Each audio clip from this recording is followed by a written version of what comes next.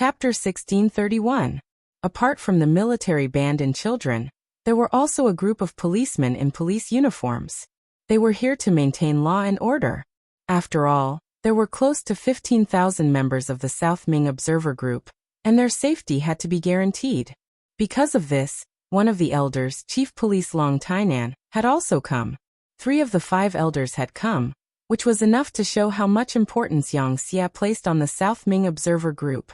Apart from the policemen, there were some officials from the Ministry of Foreign Affairs, as well as some commoners who had come to watch. It was not entirely accurate to say that they were commoners. Most of them were representatives chosen by their respective units to welcome the guests. They were all dressed in neat and tidy clothes, and their figures were tall and straight. The men were mostly handsome, and the women were mostly beautiful. Every single one of them was full of energy, displaying the demeanor of the Han people of Crimson City. Apart from these Han people, there was also a welcoming group of 500 people. Among them there were white-skinned, black-skinned, yellow-haired, red-haired and blue-eyed people. They were all people who had been conquered by Yang Xie, and they were the ones who had performed well. Placing them here was a testament to the strength of the Yang faction and the nobility of the Han people. The welcoming group had more people than the observer group, and there were close to 20,000 of them. But even so, the plaza in front of Crimson City's new pier still didn't seem crowded. Just last year, the docks had undergone another expansion. Not to mention that there were only 30 to 40,000 people. Even if there were 100,000 people here, it would not be a problem. Everything on the pier had been seen clearly by the observer group. Seeing this scene, as a member of the observer group, they were naturally filled with pride. After all, no matter who went to a foreign place, they would want to be welcomed and not rolled their eyes. However, there were some people, mainly the South Ming officials, who maintained a smile on their faces, but their hearts were beating like drums. Why were the people welcoming them so energetic? Could these people really be ordinary people, and not the nobles and gentry in the city? Thinking about the state of the South Ming people, they were not starving. Although they wouldn't starve to death, most of them were emaciated and their eyes were lifeless. They were like walking corpses. How could they be as energetic as the people who greeted them? Could it be a disguise? At this moment, there were clearly many people who had such thoughts. The officials all decided to wait until they entered Crimson City to take a good look. Whether it was real or fake, they would be able to tell. The ship finally reached the shore, and the people who walked out from the first ship were the Southern Ming Empire's Minister of Personnel, Chen Sun, and the Minister of Revenue, Wang Zhua. The fact that they were able to join the observer group was their own idea, as well as the idea of the Southern Ming Emperor, Zhu Qizhen. One of them was in charge of the officials, while the other was in charge of the country's finances. This time, they came with the attitude of learning. He wanted to see how Yang Xie managed to accumulate so much money and food, and how he used his men. Speaking of which, both Yu Qian and Shen Yu knew these too, especially since Yu Qian's position in the past was basically the same as theirs. When this old friend met, he naturally went up to greet him with a smile. Seeing Yu Qian and Shen Yu walk over, whether it was Chen Sun or Wang Zhua, their expressions were somewhat unnatural. In the past, they all belonged to the Great Ming Dynasty, but now they all had their own masters. More importantly, Yu Qian and Shen Yu were clearly doing better. When they were on the ship, Yang Xie's people told them about the general situation in Crimson City, and they mentioned the words of the 5th cabinet elder. Thinking about it, he was already a cabinet elder, but they were still only ministers. In addition, the Southern Ming Dynasty was currently in a precarious situation.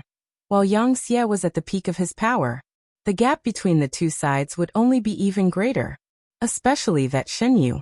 In the past, he was simply a nobody in their eyes, a low-ranking official. But now, he had become one of the Yang Xie's cabinet elders, and he held the power of life and death in his hands. If one studied the huge territory of Yang Xie, they would know that their real power was even greater than the king of a small country. Comparing oneself to others was indeed infuriating. Welcome, welcome. Yu Qian and Shen Yu smiled and extended their right hands to Chen Sun and Wang Zhua. They were in other people's territory, and this time, they were here to learn from them. The two ministers did not dare to be careless. They also quickly extended their right hands, and then the four of them shook hands. The etiquette of shaking hands was not in the Great Ming Dynasty, but at this moment, everyone followed suit without any feeling of disharmony. It was no wonder that this etiquette was accepted by the people in the future. After Ah Sun and Wang Zhua, the Minister of Right Xiechong, the Minister of Justice Xiao Chua, the Minister of Works Wei Luo, the Minister of War Kuang Yi, and the Imperial Censor Shang Lu all came down from the other ships. Both sides greeted each other and greeted each other. What a big lineup. After the Minister of War Kuang Yi got down from the ship, his expression was somewhat ugly. In his view, this was clearly Yang Xie's show of strength. Bringing so many people, if this was not a show of force, what was it? Kuang Yi was a veteran, and because he was in charge of the Ministry of War, his temper was naturally worse than the average person's. Now that the Southern Ming Dynasty was about to clash with Yang Xie, one could imagine how much pressure he was under. His reaction was within everyone's expectations. Yu Qian and Xun Yu looked at each other, and did not pursue the matter. Instead they chuckled. Then they said, "This is our king's wish. Whether you are willing or not, you have to abide by our rules. If not, please go back. The ship is right there, ready to leave at any time." Kuang Yi choked and wanted to turn around and leave. However, when he thought of his mission, he forced himself to endure it. He let out a cold snort, and did not say anything else. The other ministers smiled awkwardly. They were not as unreasonable as Kuang Yi, so naturally, they would not stand with him, nor would they turn around and leave. Seeing that no one was speaking, Yu Qian smiled and said, "Since no one has any objections, then let's follow the arrangements. Come, bring out the flowers." As soon as his voice fell, the primary school students who had been standing there for a while came forward with garlands in their hands. When they arrived in front of the officials, they tiptoed and put the garlands in their hands around the necks of the officials. Adults were always the most tolerant towards children. Not to mention such cute primary school students. They did not want anything but to give the wreaths. Therefore, this segment was completed very smoothly. After that, a row of prepared trams drove to the plaza in front of the pier. The members of the observation group entered the trams in batches. When they entered the trams, the members of the observation group all had curious expressions on their faces. Even Chen Sun, Wang Zhua, and the other high-ranking officials were no exception. Clearly, they were very curious about the things in front of them. Rows of clean seats were placed in front of them. When they sat down, they felt the softness of the sponge. Then, a clear glass appeared in front of them, allowing them to see everything from the inside out. When the members of the observation group entered the trams one by one, the first tram started and slowly drove out of the plaza, heading straight to Qiqian City. At this moment, screams of surprise rose and fell one after another. Whether it was the people sitting in the first tram or the people in the other trams, when they saw that the trams that were not pulled by horses or pushed by people began to slowly move on the main road, they all screamed in surprise. People always had a fear of the unknown, especially when the appearance of an object exceeded people's imagination. That feeling of fear would be even more intense. The members of the observation group screamed in surprise. No matter what rank the officials were, they all screamed inaudibly at this moment. They might be excited, surprised, or afraid from the bottom of their hearts. Fortunately, in each tram, in addition to the necessary driver, there was also a young and beautiful female soldier in Yang Xie. She wore a military uniform and looked valiant and formidable. Their voices sounded in a timely manner, and began to explain the principles of the trams, explaining why the trams could move on their own. Although no one could really understand the principles that these female soldiers explained, at least everyone knew that this was not the result of magic. Everything was the result of scientific progress. Finally, some of the commotion was suppressed, and the members began to curiously observe the things inside and outside the trams. Wang Zuo's family of four was also in a tram that was starting to move. The tram moved slowly on the main road, and as it got closer to Qiqian City, the number of tall buildings in the surroundings began to increase. What a beautiful city! It's even more beautiful than our capital. It's clean and the air is so good. Sitting in the row behind them, granddaughter Wang Shang said excitedly, "That's right, it's really beautiful here." His wife Wang Songshi also sighed on the side. Her eyes were constantly changing with the surrounding scenery. The eldest grandson, Wang Jiqing, who had always been calm, also pointed outside and shouted inaudibly, "Look, what's that? It's so fast, one person can fly away." Needless to say, Wang Jiqing must have seen the bicycle on the bicycle path beside the tram. Although things like this were not widespread in the entire Qiqian city, at least some people could already afford it. Therefore, there was now an army of bicycles on the main road. This thing can even pull a person. That's amazing. Big brother, buy one too and pull me along, okay? Wang Shang was clearly shocked. Then, her face filled with joy as she pulled Wang Jiqing's arm with a pleading look. All right, if we can buy it, we will definitely buy one. Wang Jiqing also made a solemn vow. Chapter 1632. Big Brother is the best. After receiving his promise, Wang Shang's beautiful eyes turned into crescent moons as she smiled. When Minister Wang Zhua heard all of this, his heart was filled with complex emotions. He had only just entered Crimson City, but it had already brought him too many surprises and unknowns. At this moment, he didn't know if this was a good or bad thing, but after seeing his grandson and granddaughter's performance, he had a faint feeling that Crimson City was too powerful and too rich. It was precisely because of this wealth and power that he had an indescribable curiosity, an attraction to young people. He really didn't know if this curiosity was a good thing or a bad thing. However, he couldn't stop this at all.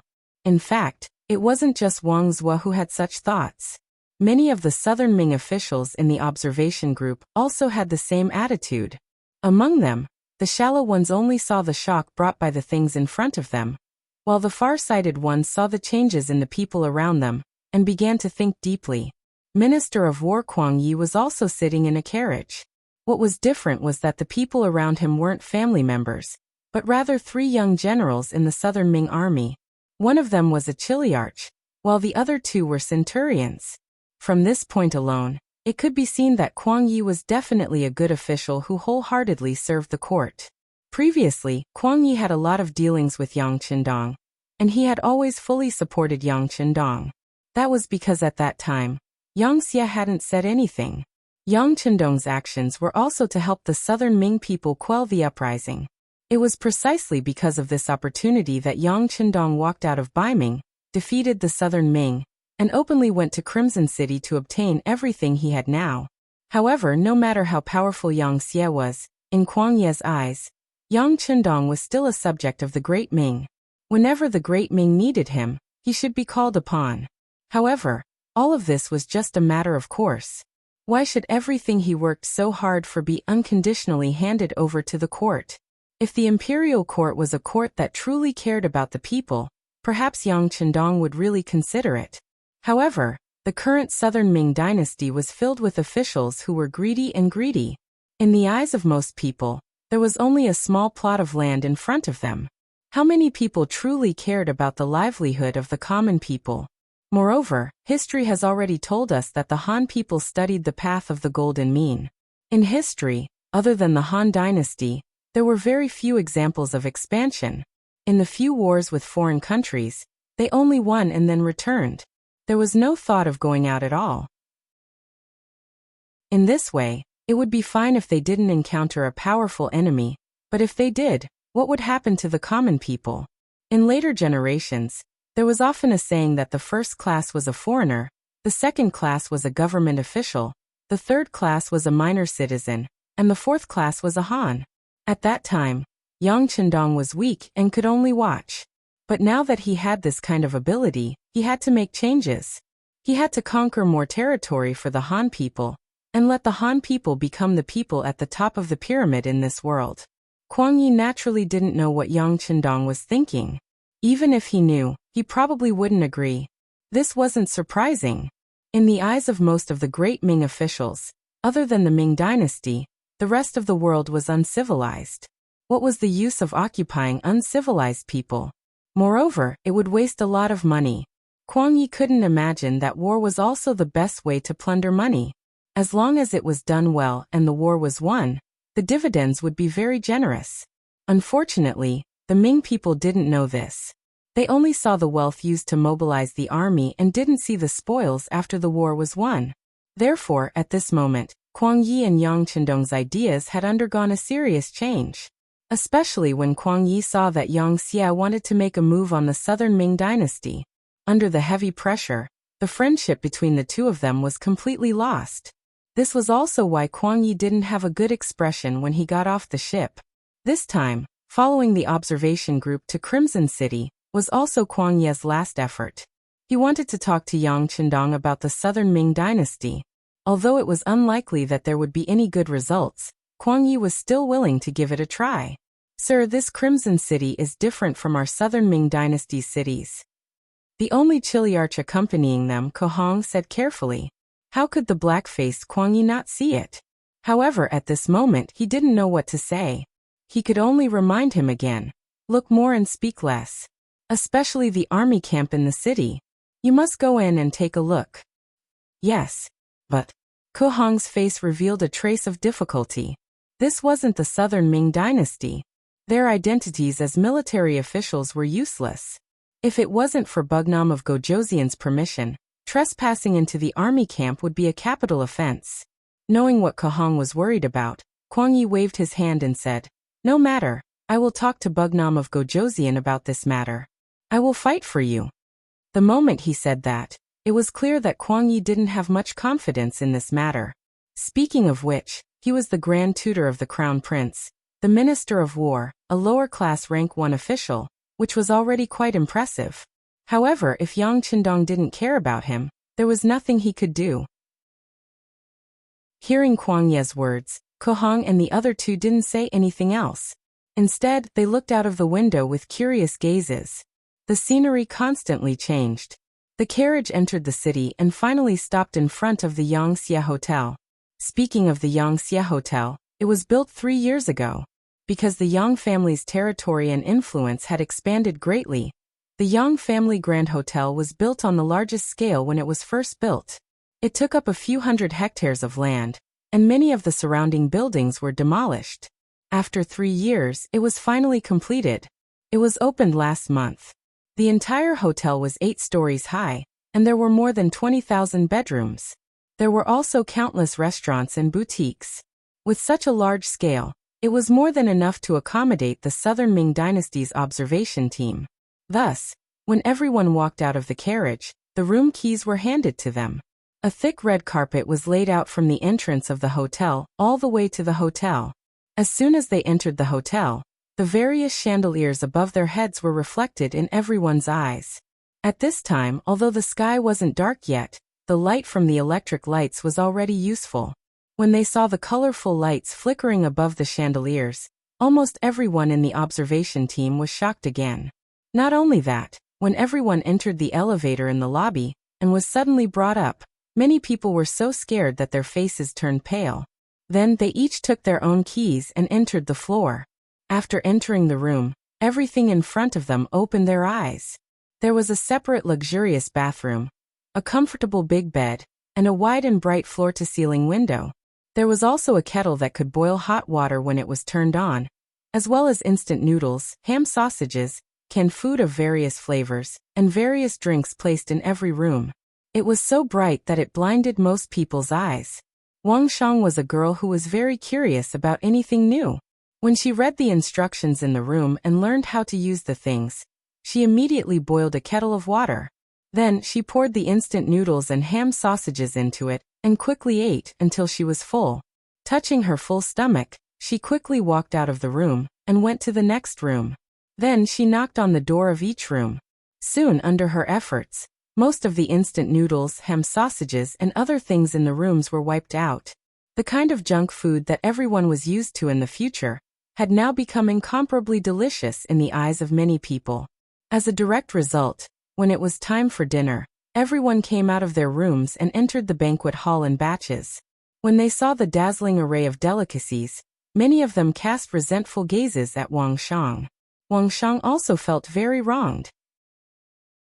How would she know that Yang Xia had prepared so much delicious food for them at night? She thought that the so-called welcome banquet would be the same as the banquets held in the palace in the past. There would only be a small amount of food at each table, and there would be so many rules that they wouldn't even be full in the end. Fortunately, Wang Shang was very young and digested food quickly. It didn't take long for her to compete with some of her younger sisters in the same industry to eat the food in the buffet. The biggest advantage of a buffet was that you could choose food at any time according to your appetite. Then you could put it on a plate and start eating. There was no need to pay attention to any rules, and there was no need to wait for the guests to call you and fall into an awkward situation. This was the favorite way of eating for young people. They had enough of the rules at home, and could finally let go of themselves for once. Of course, they were very happy. On the other hand, when officials like Kuang Yi saw the food, their eyes widened, and they felt that it was a waste. Some of the more observant people did a rough calculation. They were afraid that tonight's entertainment would cost a lot of money. Yu Qian and Xin Yu also brought a group of Yangxie officials to join the welcome banquet. Compared to most of the southern Ming officials who were at a loss or ate and drank to their heart's content, the Yangxie officials who were used to this kind of scene just held a cup of wine and casually chatted with others. In addition, all of the Yangxie officials were wearing gray Chinese tunic suits, which made them look quite stylish. Bugnam of Gojoseon has arrived. A loud shout sounded, and a group of black cavalry rushed in from the entrance of the banquet hall. They were all dressed in neat military uniforms. After entering the banquet hall, they guarded the main roads and stood on both sides. They didn't delay everyone's meal and could guarantee that they could control the situation and deal with any unexpected situations. After waiting for these Longwei officials to stand in their positions, Yang Chendong took Hu Yan's hand and strode into the banquet hall with Luan Xiaochen, Lung Song, and other officers in military uniforms. Today, Yang Chendong was wearing a marshal's military uniform, which was rare, and it made him look particularly energetic. When the shiny black leather shoes landed on the red carpet, everyone's attention was instantly drawn to them. Chapter 1633. Wow. So handsome. Yang Chendong's appearance was seen by many women in the observation group, especially girls like Wang Shang. They couldn't help but cry out in surprise. There were also countless girls whose eyes were already filled with little stars. Yang Chendong was only 37 years old. This was the age when men were at their most charming. Coupled with the military uniform, he looked even more energetic. In particular, his innate temperament gave people a sense of vigor and vigor. This was something that many southern Ming officials did not have. As soon as Yang Chendong appeared, he immediately attracted the attention of everyone present. This was especially true for the older ladies and their wives, who all looked at him with watery eyes. Little girls like Wang Shang, who looked like an uncle, were even more attractive. At this moment, even Kuang Yi, who wanted to argue with Yang Chendong, couldn't help but sigh. At least in terms of appearance, Yang Chendong was impeccable. Holding Hu Yan's hand, Yang Chendong entered with a smile.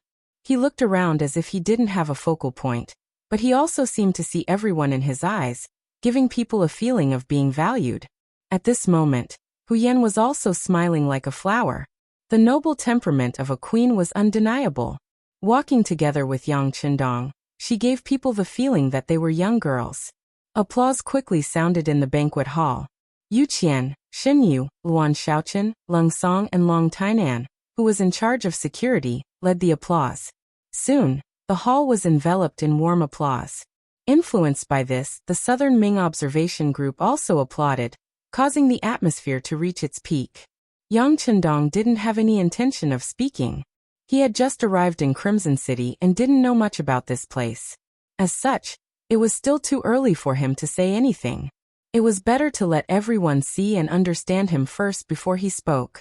At that time, the meaning would be more than 100 times greater.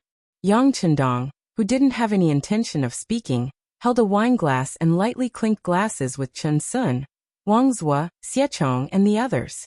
Regardless of whether they were on the same side or not, they all had smiles on their faces as if they were old friends who hadn't seen each other for a long time. However, this harmonious atmosphere quickly changed due to Kuang Ye's arrival. Although Kuang Ye was over 80 years old, he quickly squeezed in front of Yang Chendong because of his tall stature, and the fact that he had practiced martial arts when he was young. In response to Kuang Ye's arrival, Chen Sun and the others naturally made way for him. At the same time, they couldn't help but take a step back. They had seen Kuang Ye's performance along the way, so they naturally didn't think that Kuang Yi was here to bond. The truth was no different from what everyone had guessed.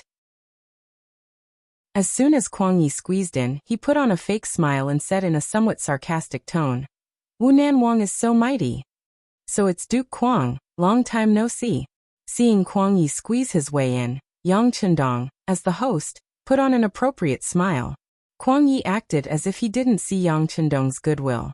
Instead, he said sourly, "Bugnam of Gojoseon, to think that you've always been the best to the Han people. To think that you once told this old man that money should be spent wisely.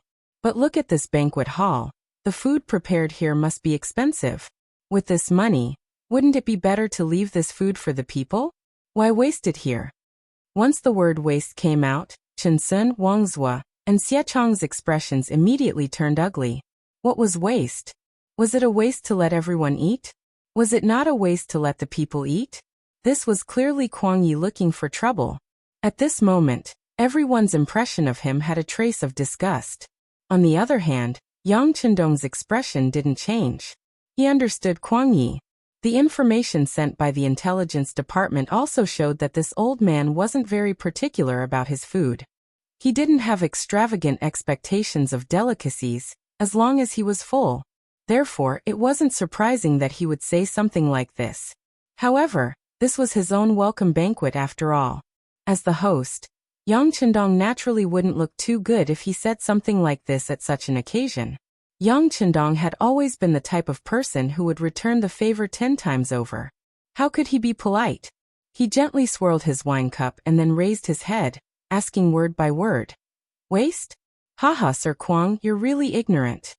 The change from Duke Kuang to Sir Kuang already proved Yang Chendong's attitude.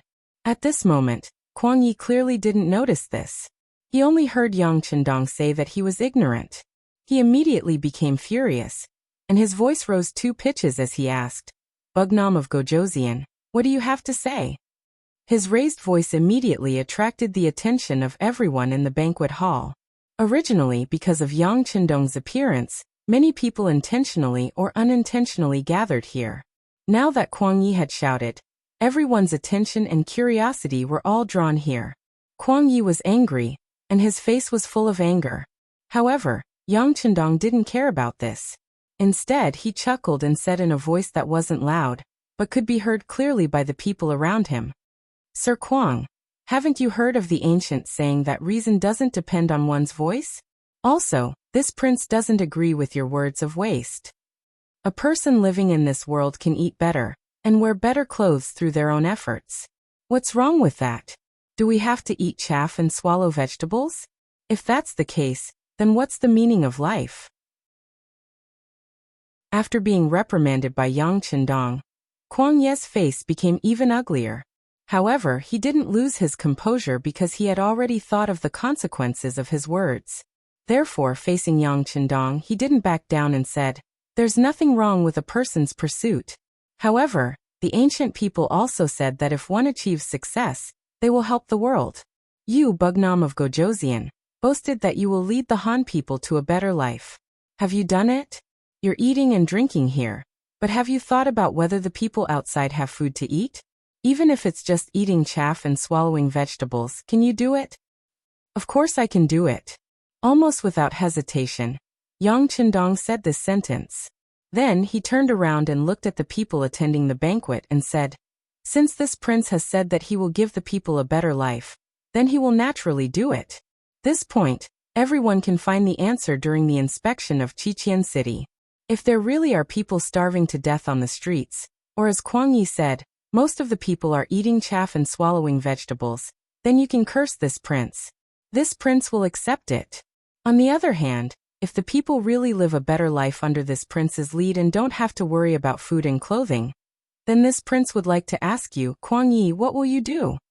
Kuang Yi was truly stunned at this moment. He originally thought that after he criticized Yang Chendong would find all kinds of reasons to explain himself.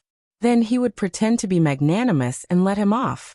This way, he would be able to show his magnanimity and suppress Yang Chendong's arrogance.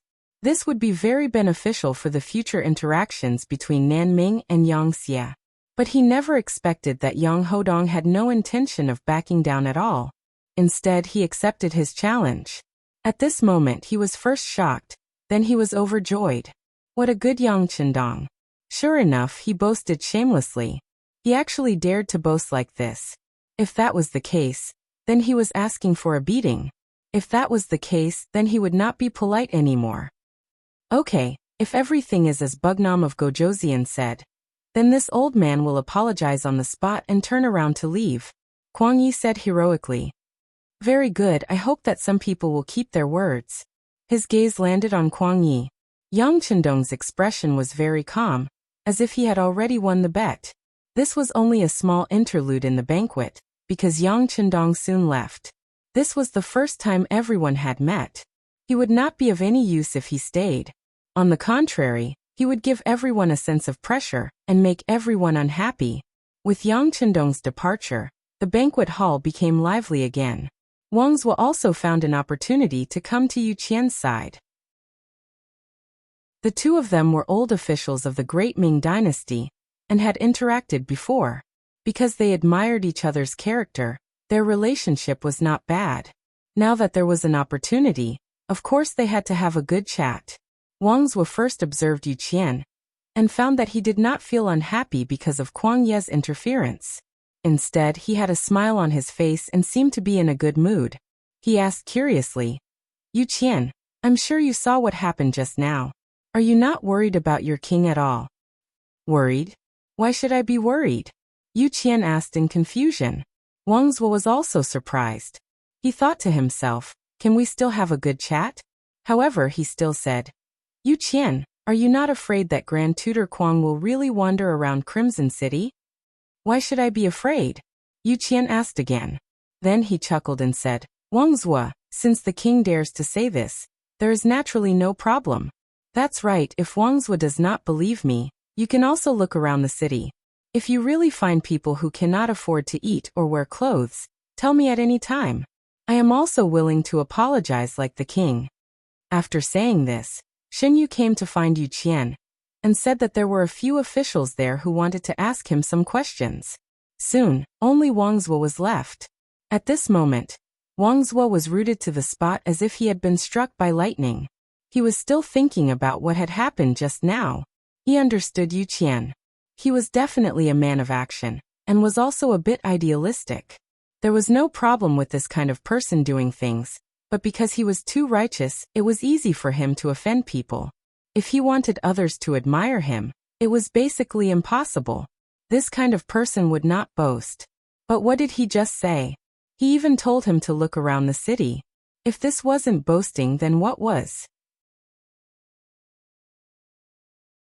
Chapter 1634. Even when the Great Ming Dynasty was at its wealthiest, there were still beggars in the capital. That was something that the emperors of the Great Ming Dynasty could not achieve even after putting in so much effort. How many years had it been since Crimson City was built? How could there not be a single person who could not afford to eat? Also, what did Yu Qian call Yang Chendong? King. That was not king, but king. Even though it was just a single word, there was a lot more to it. This was enough to prove Yu Qian's admiration and even trust towards Yang Chendong.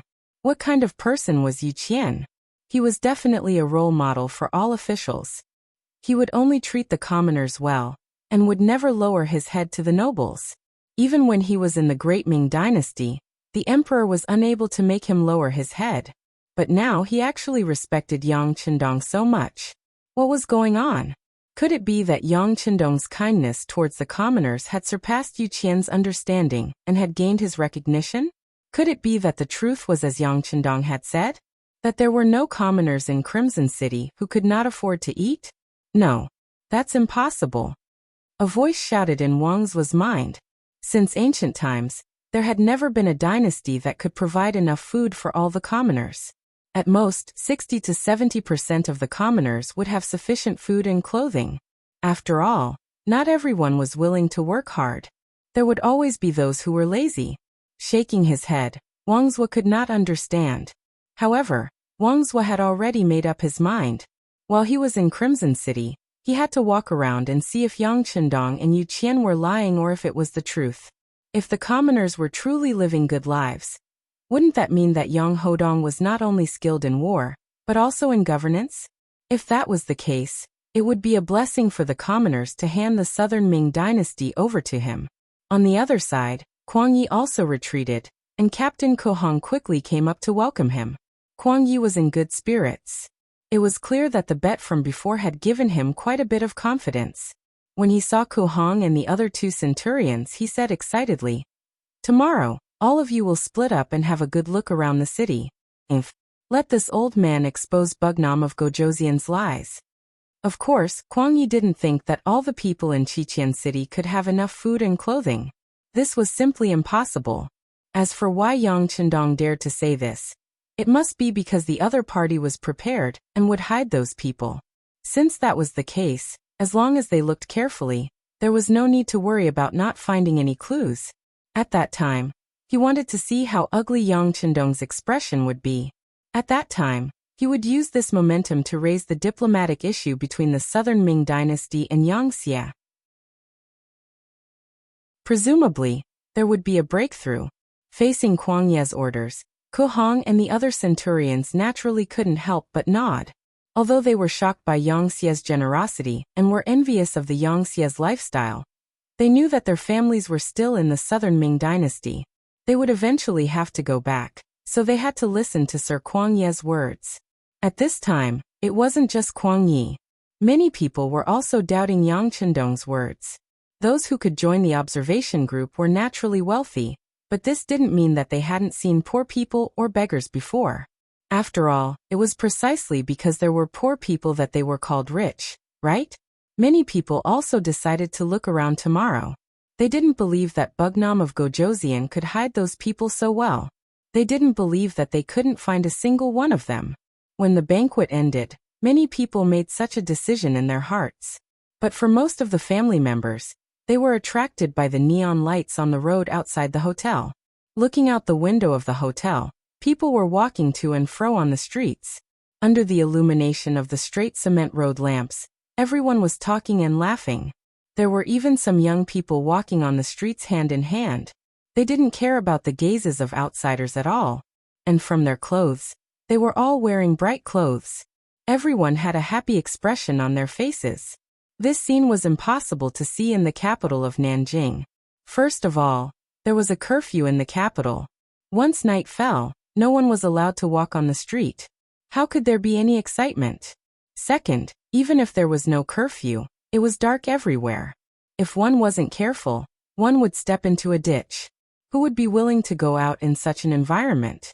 As for the third, there were no entertainment facilities in the capital at night. Even if one went out, what could they do?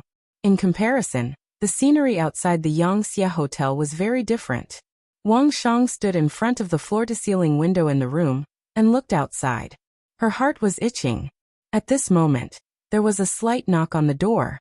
With a trace of doubt, Wang Shang opened the door and saw her brother, Wang Zhiqing. At this time, Wang Zhiqing was already dressed. He didn't look like he was going to sleep at all. After seeing his sister, the first thing he said was, "I'm going to call a few friends to go out for a walk. Do you want to come?" Of course, Wang Zhiqing wasn't being kind. He called his sister because he was afraid that his grandfather would punish him. If his sister followed him, he would have an extra shield. Wang Shang originally had this idea. Now that her brother said it, she couldn't suppress the restlessness in her heart. She immediately nodded and said, Okay, wait for me to put on my coat." Wang Shang and Wang Zhiqing quickly went out of the room. They called a few young friends, and the group of people went downstairs. Here, they saw the police in charge of security. While they were still thinking about whether going out would be prohibited, a police officer took the initiative to come up and ask them what they wanted. With a trace of nervousness and apprehension, Wang Zhiqing spoke his mind. Then he said that if it was inconvenient, they wouldn't go out. However, to their surprise, the police only smiled and began to ask for their names. Then some temporary identification documents were handed to them. You can go out, but you must have identification documents. Otherwise, it will be troublesome if you encounter a patrol officer. Okay. Now that you have these identification documents, There won't be any problems." After saying that, the police officer took the initiative to step aside and completely let them through the door behind him. After taking the identification documents, Wang Jiqing, Wang Shang, and the others walked out of the Yang family hotel excitedly. However, what they didn't know was that behind them, a small team of 10 police officers in casual clothes was following them not far away. No matter what, they were still an observation team from the Southern Ming Dynasty. If their personal safety was threatened in the Southern Ming Dynasty, it would be equivalent to slapping Yang Xie and Bugnam of Gojoseon in the face. It would be equivalent to the police force not doing their job well. After leaving the Yang family hotel, Wang Jiqing walked in the direction of the crowd. After walking for more than 2 miles, he saw a square that covered an area of dozens of acres. There were many young and middle-aged people dancing here. The dance music was played by several loudspeakers around the square. It was very rhythmic, allowing people to quickly integrate into the rhythm. Outside the square, there were small stalls everywhere. Some of them sold food, and some sold all kinds of trinkets. Basically, there were some people surrounding each stall. From afar, it gave people a very lively feeling. This place is really bustling. Wang Jiqing stood on the spot when he saw this scene. This scene could not be seen in the capital of the Southern Ming Dynasty. Perhaps it could only be seen on the 15th day of the first lunar month when there were lanterns. However, that was only because there were many people. In terms of entertainment and food, it could not be compared to here. Isn't that so? This place is really good. I don't want to leave anymore, Wang Shang said with emotion. However, when Wang Shang heard this sentence, his expression changed involuntarily. At this moment he could not help but have some thoughts in his mind. It was only when his companion strode forward and began to beckon him to hurry up that Wang Jiqing replied, "Coming." Then he followed and blended into the crowd. There were delicious food, fun things, and even acrobatics. There were many things that Wang Jiqing and the others had heard of but never seen before. After asking about the price, they found out that it was not very expensive. At least for officials like them, they could definitely afford it. Therefore, it did not take long for them to be filled with all kinds of spoils of war. After buying a lot of things and chatting with some merchants, they found out that there was more than one square like this in Suxian City. This was the central city district, and it was also the largest square. There were many similar squares in the other 4 districts. There were even such squares in some residential areas. However, due to the large population, most of the squares were not as lively as this one. Hearing that there was more than one such place, Wang Jiqing was truly shocked. Out of instinct, he asked the merchant about the taxes. He had estimated that every stall was extremely lively. There were many people lining up in front of it. In this way, there would be a lot of transactions in one night. The profits would not be small, so the business tax should be quite high. "Ah, you're talking about the business tax. We are a small business, so it's only 10%. The stall owner was clearly someone who was willing to chat. There was no taboo on this topic. 10% business tax? How do we collect that? Wang Jiqing was puzzled. He finally understood that 10% of the transactions in one night would be used to pay the tax. However, how would the tax collection department know how many transactions there were?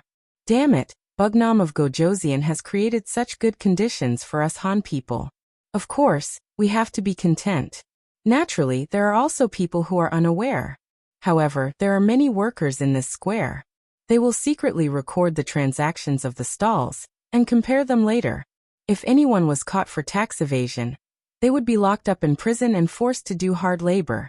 With such a good life in front of them, no one dares to play with such thoughts. Chapter 1635. Self-awareness. Hearing this, Wang Jiqing was extremely surprised. However, when he calmed down and thought about it carefully, he was relieved. If it was him, he would not play any tricks on the tax system in such a good environment. Moreover, the boss had just said that there were people who were caught for tax evasion and were treated as examples. This was enough to deter others. With such soft and hard methods, it was no wonder that everyone would cooperate fully. Naturally, all of this was based on the fairness of the tax collectors. If it was in the Southern Ming Dynasty, who knew what those small officials would do for their own selfish reasons? In the end, even a good policy needed to be implemented by people. If the right people could not be found, no matter how good the policy was, it would be a waste. However, the Yang Xie was extremely strict with the corruption of officials. Officials could not do business. This was already an iron law. Reputation and money could not be taken away by one person, right? Officials also had to regularly assess their performance. If their performance was poor 3 times in a row, they would be fired. This was the saying, the capable are the top, and the mediocre are the bottom. Officials were strictly prohibited from using their authority and receiving benefits. Once discovered, 3 generations of officials were not allowed to do business, and 5 generations were not allowed to be officials. Then, they could only rely on working for others to earn money. Facing such a severe punishment, there were not many people who dared to test the law. Speaking of which, under such a severe punishment, the treatment of officials was really good. Not only were their monthly salaries high, but they also enjoyed 2 holidays a year. During the holidays, there were also subsidies from the government, allowing the officials to walk around and look around. With the basic salary, it was very easy for an official to support a dozen people.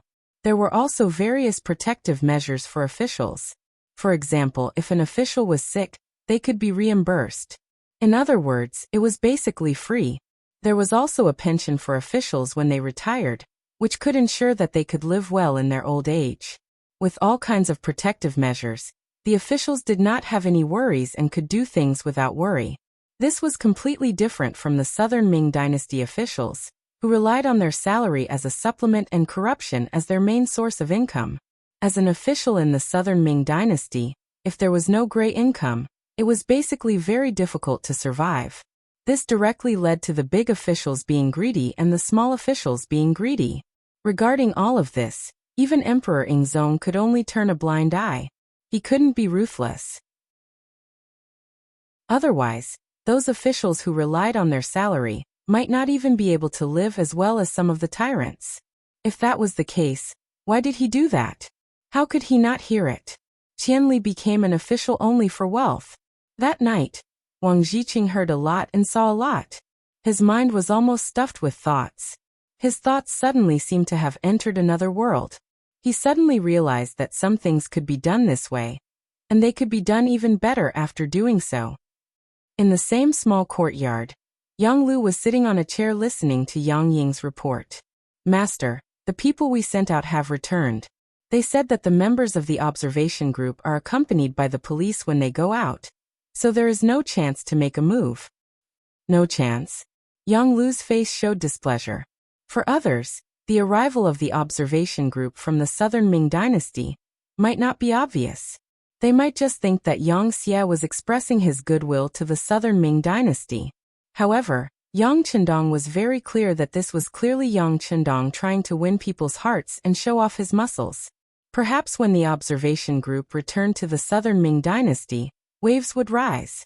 At that time, Emperor Ingzong would suffer the consequences of his own actions. In order to prevent Yang Chendong from achieving his goal, Yang Lu was prepared to sabotage. If someone in the observation group was killed, the most important person would be killed, then the observation group would be in danger. Then they would no longer have the mood to stay in Crimson City. Naturally, this plan would be ruined. However, he didn't expect that the police force would be dispatched. However, Yang Lu still said with some dissatisfaction, "From what I know, the Wolf Fong Special Forces is not in Crimson City. It's just a few policemen. Can they really stop the assassins we sent out?" Seeing that Yang Lu was doubting his ability, Yang Ying quickly explained, "Master, the strength of the police force is not bad. Especially in the past few years, because of sufficient funds, the police force has undergone a lot of training. Although they may not be able to display the strength of a real soldier on the battlefield, they are still quite capable in the area of local protection. Of course, no matter how powerful they are, they can't be compared to our people. However, if our people make a move, I'm afraid it will be difficult to escape from the police force. After all, there are too many of them. Just in Crimson City, the police force has reached more than 60,000 people. It's difficult for two fists to fight against four hands. Once our people are caught, I'm afraid it will affect the later part of the plan. Listening to these explanations, young Lu could only put away his thoughts of sabotaging. However, he still muttered in dissatisfaction.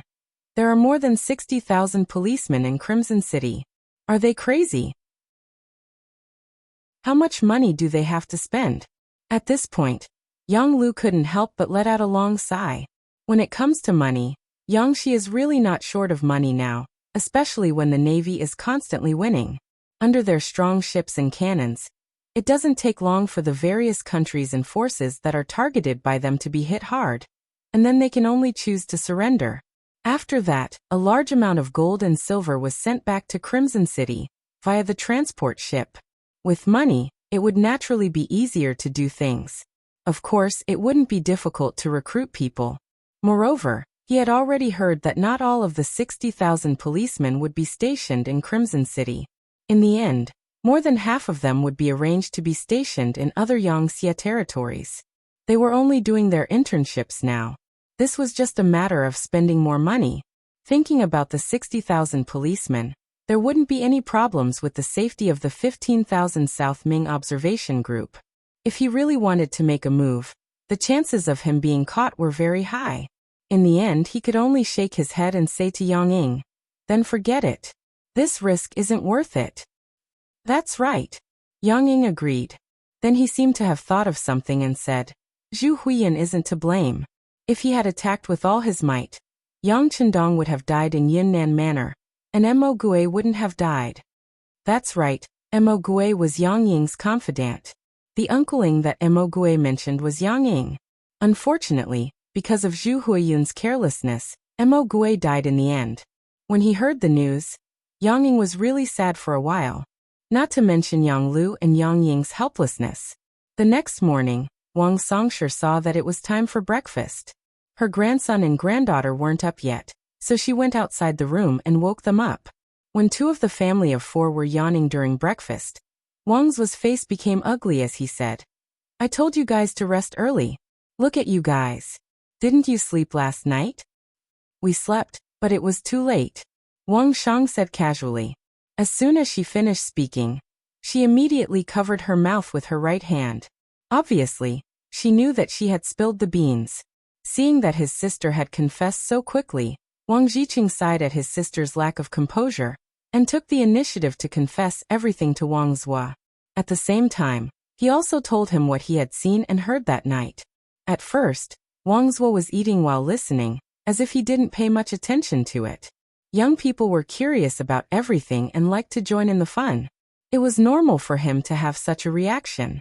However, when he heard about how lively the square was and how there were over 10,000 people gathered there, his expression finally changed. He put down the chopsticks in his hand and listened attentively. From time to time, he would nod his head and cooperate with Wang Jiqing's explanation. Finally, Wang Jiqing gave a general idea of what had happened. He stopped and took the initiative to drink a mouthful of porridge. Then he looked at his grandfather, who was silent. He knew that his grandfather was thinking about something, so he didn't disturb him and just ate by himself. He had to walk around more today. If he didn't eat his fill, he wouldn't be able to stay strong. When Wang Jiqing was almost done with his meal, Wang Zhua, who was sitting opposite him, finally opened his mouth. "Chung, or have you calculated how much money you can get from the square you saw yesterday?" Wang Jiqing hurriedly put down his chopsticks and said without hesitation, "Grandfather, grandson has calculated. Even if it wasn't 30,000 taels, it should be at least 25,000 taels. That much. Then doesn't that mean that the tax collected from Yangtze in one night is close to 3,000 taels? That's close to 100,000 taels a month? Over 1,000,000 taels a month? And this is just a square?" Obviously, this answer really shocked Wang Zhua. "Yes," Wang Jiqing said with a firm expression. He was also shocked when he came to this conclusion. It had to be said that this was because the quality of the food and the quality of the goods sold in the square was good. In addition, there was a lot of traffic. Moreover, the people of Qian City seemed to be very wealthy and didn't lack money. Just a square alone could collect 1,000,000 taels a year in taxes. This was equivalent to 2 months of taxes for the entire Southern Ming Dynasty. One had to know that the current Southern Ming Dynasty didn't have 3 provinces. In a year, the taxes collected were only 7 to 8 million taels. This was also because the Southern Ming Dynasty was very rich. If it was Ming, it wouldn't be that much. In comparison, the difference in money was too great. These two were not opponents of the same level. If they were to fight on the same stage, what would the result be? Presumably, even an idiot would be able to tell. At this moment, Wang Zuo was even more silent. He seemed to have already seen the scene of the Southern Ming Dynasty being swallowed up by Yang Xie. The only thing to consider was how long the Southern Ming Dynasty could last. Chapter 1636. Although there were all sorts of delicious breakfasts in front of him, Wang Zuo was unable to swallow any of them. When he saw that his family had finished eating, he stood up resolutely. He had decided to properly observe and investigate Crimson City. He wanted to find out where the drawbacks of this city were. Not only Wang Zuo, but basically all the members of the observation group left Yangxie Hotel after breakfast and headed in different directions.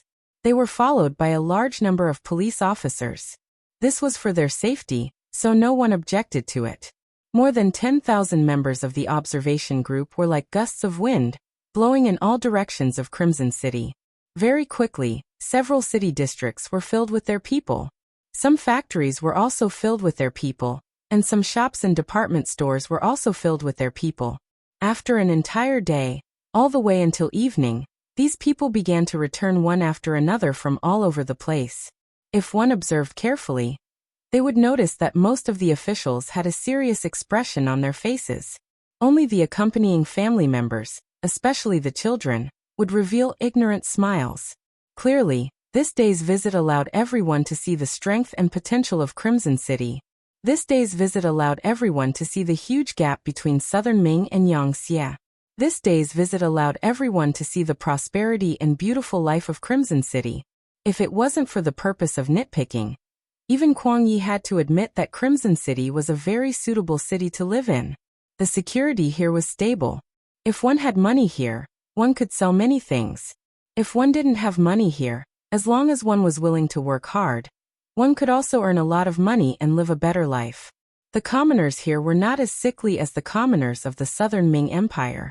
On the contrary, they were full of vigor and walked with a spring in their step. When the commoners here walked on the streets, they walked as if they were flying. They knew that time was money and were using every minute to work hard. The commoners here had more and better prospects for the future. They were far from the lazy and dispirited Southern Ming Empire commoners who did not know where to go. The commoners here, the more they compared, the greater the gap. The hearts of the Southern Ming officials became heavier and heavier. Kuang Ye's mood was very bad today. He brought Ko Hong and the other two and split into 2 directions to look for the citizens who couldn't afford to eat in Crimson City. Unfortunately, they didn't find any. There were as many factories as there were hairs on a cow in Crimson City, and there were also many jobs. As long as one had the strength to survive, one could live a good life after suffering a little. As for those who didn't work, they had long been sent to the labor camp by the police. This wasn't done because of the Southern Ming Observation Group, but because it had always been one of the rules. In Yang Chendong's words, some people needed to be taught a lesson. If they didn't teach them a lesson, they wouldn't know how precious their freedom. The facts also proved that Yang Chendong's ruthless methods were correct. Once someone was identified as a lazy person, the local resident committee would report it. Once it was reported twice in a row, the police would take action and arrest them on the grounds of laziness and send them to the labor camp. Although this was a bit unreasonable, the effect was good. Because after these people were released, they became diligent. Compared to not being able to get money and freedom after working in the labor camp, it was better to work hard after being released. At least they not only had freedom, but they could also use the money they earned. Under such a policy, it was naturally impossible for Kuang Yi to find the kind of people he mentioned. But only one day had passed. Kuang Yi wasn't discouraged. He decided to continue his search. On this night, when everyone gathered in the hotel to eat dinner, Yu Qian and Xun Yu came again. During the day, The two didn't appear and didn't accompany anyone to look at any place. They were completely free. After a day of observation and visit, they believed that the Southern Ming observation group should have a basic understanding of Crimson City, so they appeared again. When they appeared this time, the two gave the Southern Ming observation group a big gift, which was 370,000 Yang coins. Previously, in order to welcome the Southern Ming observation group, Yang Qindong took out 5 million silver and 370,000 Yang coins. The silver was used to entertain, such as food and accommodation, in the end, had to be paid to the Yang Qindong. Although these were all Yang Qindong's businesses, it was equivalent to putting his left hand into his right pocket. This was also to prevent people from reaching out their hands. The silver was used to entertain, but the Yang coins were to be given to the observation group. So when Yu Qian and Xunyu said that as long as they were in the observation group, regardless of age or status, everyone would receive 100 Yang coins, many young people jumped up in excitement. Unlike the Southern Ming officials, these young people didn't have any intention to nitpick. They were here to broaden their horizons and have fun. Today, many people went to the Yang family's department store because the things there were the most complete and the best in the entire Crimson City.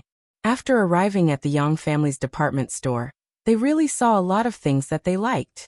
Especially the exquisite watches that could keep track of time, as well as the bicycles and electric scooters. They couldn't bear to part with them and were unwilling to put them down. Unfortunately, these things couldn't be bought with silver. They needed Yang coins. When they were really worried about what to do, Yu Qian and Xunyu came and gave them Yang coins. How could they not be happy? Although they couldn't buy anything with 100 Yang coins, they could borrow it from others. In this way, if they gathered together, it would be a large sum of money and they could buy the things they liked. So after Yu Qian and Xunyu announced this decision, they jumped up in joy. Then, whether it was their parents or grandparents who came with them, they all asked to borrow Yang coins. The officials who only cared about learning and watching the changes in Crimson City didn't know the importance of Yang coins. When they saw their family members asking for it, they didn't pay much attention and took out the 100 Yang coins that they had just received. After the young people received the Yang coins, they were naturally elated. They were all overjoyed. Tomorrow they could go to the Yang family's department store and buy the things they liked. After Yu Qian and Xunyu saw that the staff had finished distributing the coins, they continued, "Everyone, tomorrow you can go to any factory in Qisen City other than the palace, even the military barracks. If you are willing to go, you can also go to any factory in the city. However, you must apply a day in advance. If you want to go, you can tell our staff later. After the necessary registration, you can go to any place you want to go tomorrow." "Is this true?" The Minister of Personnel, Chun Sun, immediately stood up from his seat. He wanted to go to the City Lord's Manor to take a look today and see how they dealt with the ordinary affairs and the selection and promotion of officials. However, considering that this should be a secret, he didn't ask. He didn't expect Yang Qindong to take the initiative to think about it for them. Of course it's true. As I said, other than the palace, you can go to any place you want to visit and inspect. Yu Qian nodded heavily. He was also amazed by Yang Qindong's breadth of mind.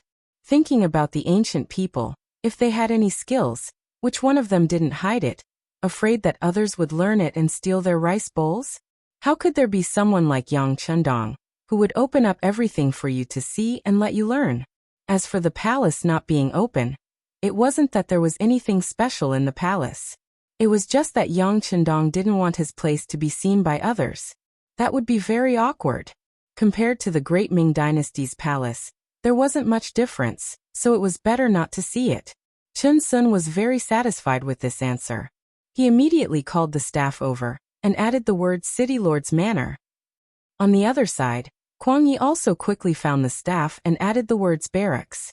The other officials also applied according to their own preferences and interests. After knowing that the application form would be quickly approved and sent to their rooms, and that they could enter as they wished the next morning, all of the Southern Ming officials had a satisfied look on their faces. They didn't know that the reason why Yang Qindong dared to show them those things was that he had already regarded them as Yangtze's future officials and people. Since everyone would be a family in the future, what was the big deal about seeing what a family looked like in advance? That night, whether it was the officials or their family members, they were all very satisfied. Even the people who went to the night market at night decreased a lot. Obviously, they all wanted to have a good night's sleep, so that they would have the energy to go to the goal they had set. After Yu Qian and Shen Yu completed the task, they sent someone to report the results to Yang Qindong. There was only one answer they got. Although they showed them, Yang coins were absolutely not allowed to be exchanged. Even if the officials came to the door in the name of catching up, they were not allowed to exchange in private. Whoever dared to violate the rules would be severely punished. The reason why they weren't allowed to exchange silver for Yang coins was because of Yang Qindong's small scheme. He was still counting on Yang coins to attract these officials. If they really exchanged Yang coins, then everything would be meaningless. Yang Qindong had already heard about the private exchange of Yang coins from Yang Wu. Some Yangxia officials, because of their large families and businesses, needed more money to support them. They couldn't be corrupt, but they were very lustful. They married a lot of wives and had a lot of children. Their lives were a bit tight. Taking out the Yang coins from their monthly salary to exchange for silver was undoubtedly the best way to make money. Chapter 1637.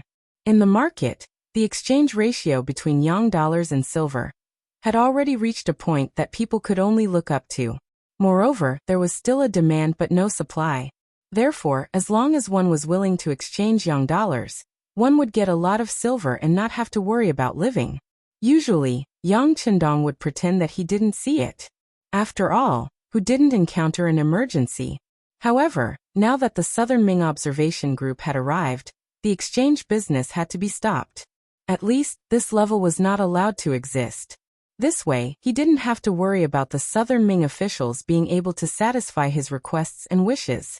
With Yang Qindong's instructions, Yang Wu accepted the order and left. However, he knew that the exchange business would be over before tonight. After all, this was an order personally given by Bugnam of Gojoseon.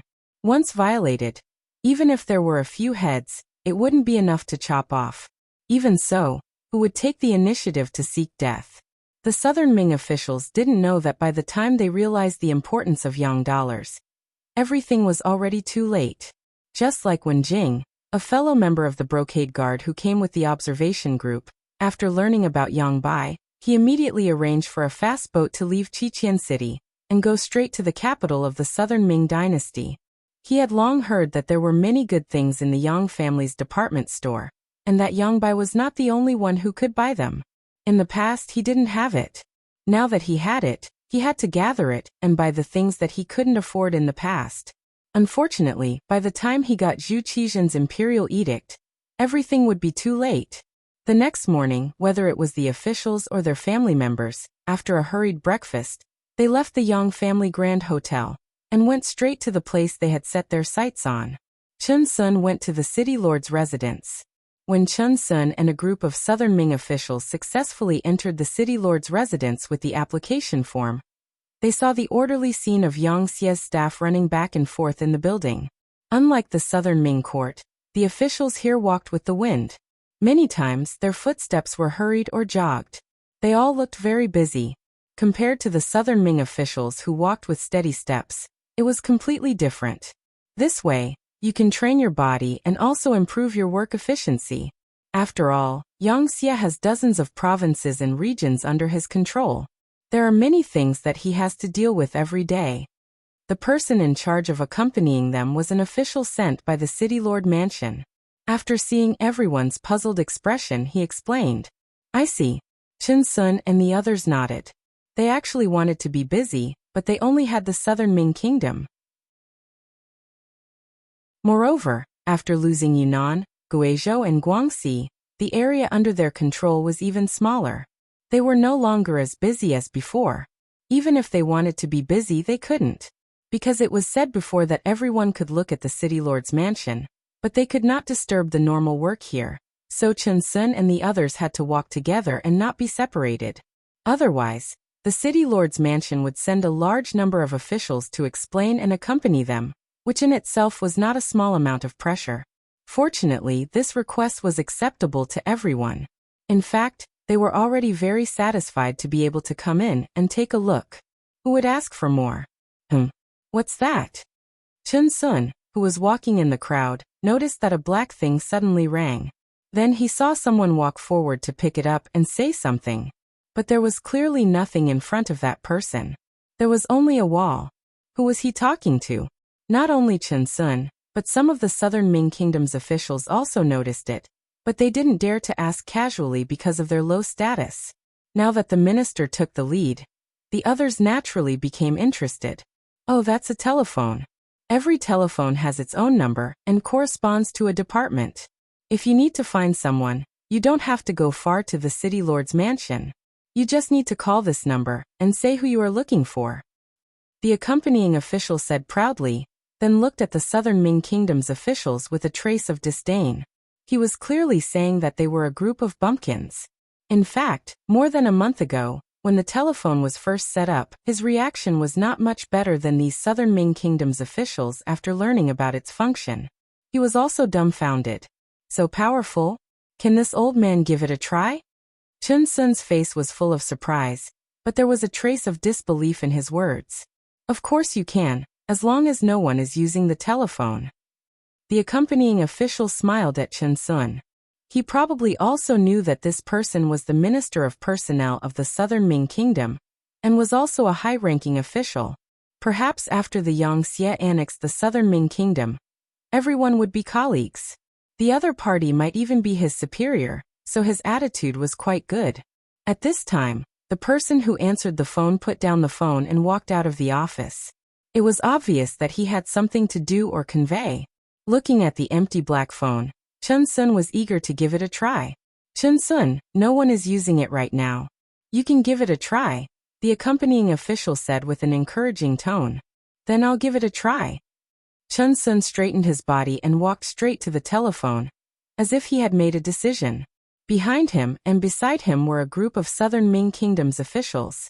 Obviously, everyone was very interested. Under everyone's expectant gaze, Chun Sun came in front of the black telephone and reached out with his trembling hand to pick up the phone. However, he quickly put it down again. When everyone was confused, Chun Sun asked a question that made everyone burst out laughing. How do I use this thing? Cough. The accompanying official forcefully suppressed his laughter and quickly explained. Chun Sun, shake it first, then pick up the phone and just say who you are looking for. Of course, the prerequisite is that you know which department the other party is from. Oh, okay, then I'll look for Yu Gong. He's the city lord of the city lord mansion, right? When he thought of Yu Qian's self-introduction, Chun Sun had a target. He reached out to the telephone again and picked it up first. Then he shook the black telephone. When he felt the voice coming from the other side, he opened his mouth and said, I'm looking for City Lord Yu Qian. Okay, please wait a moment.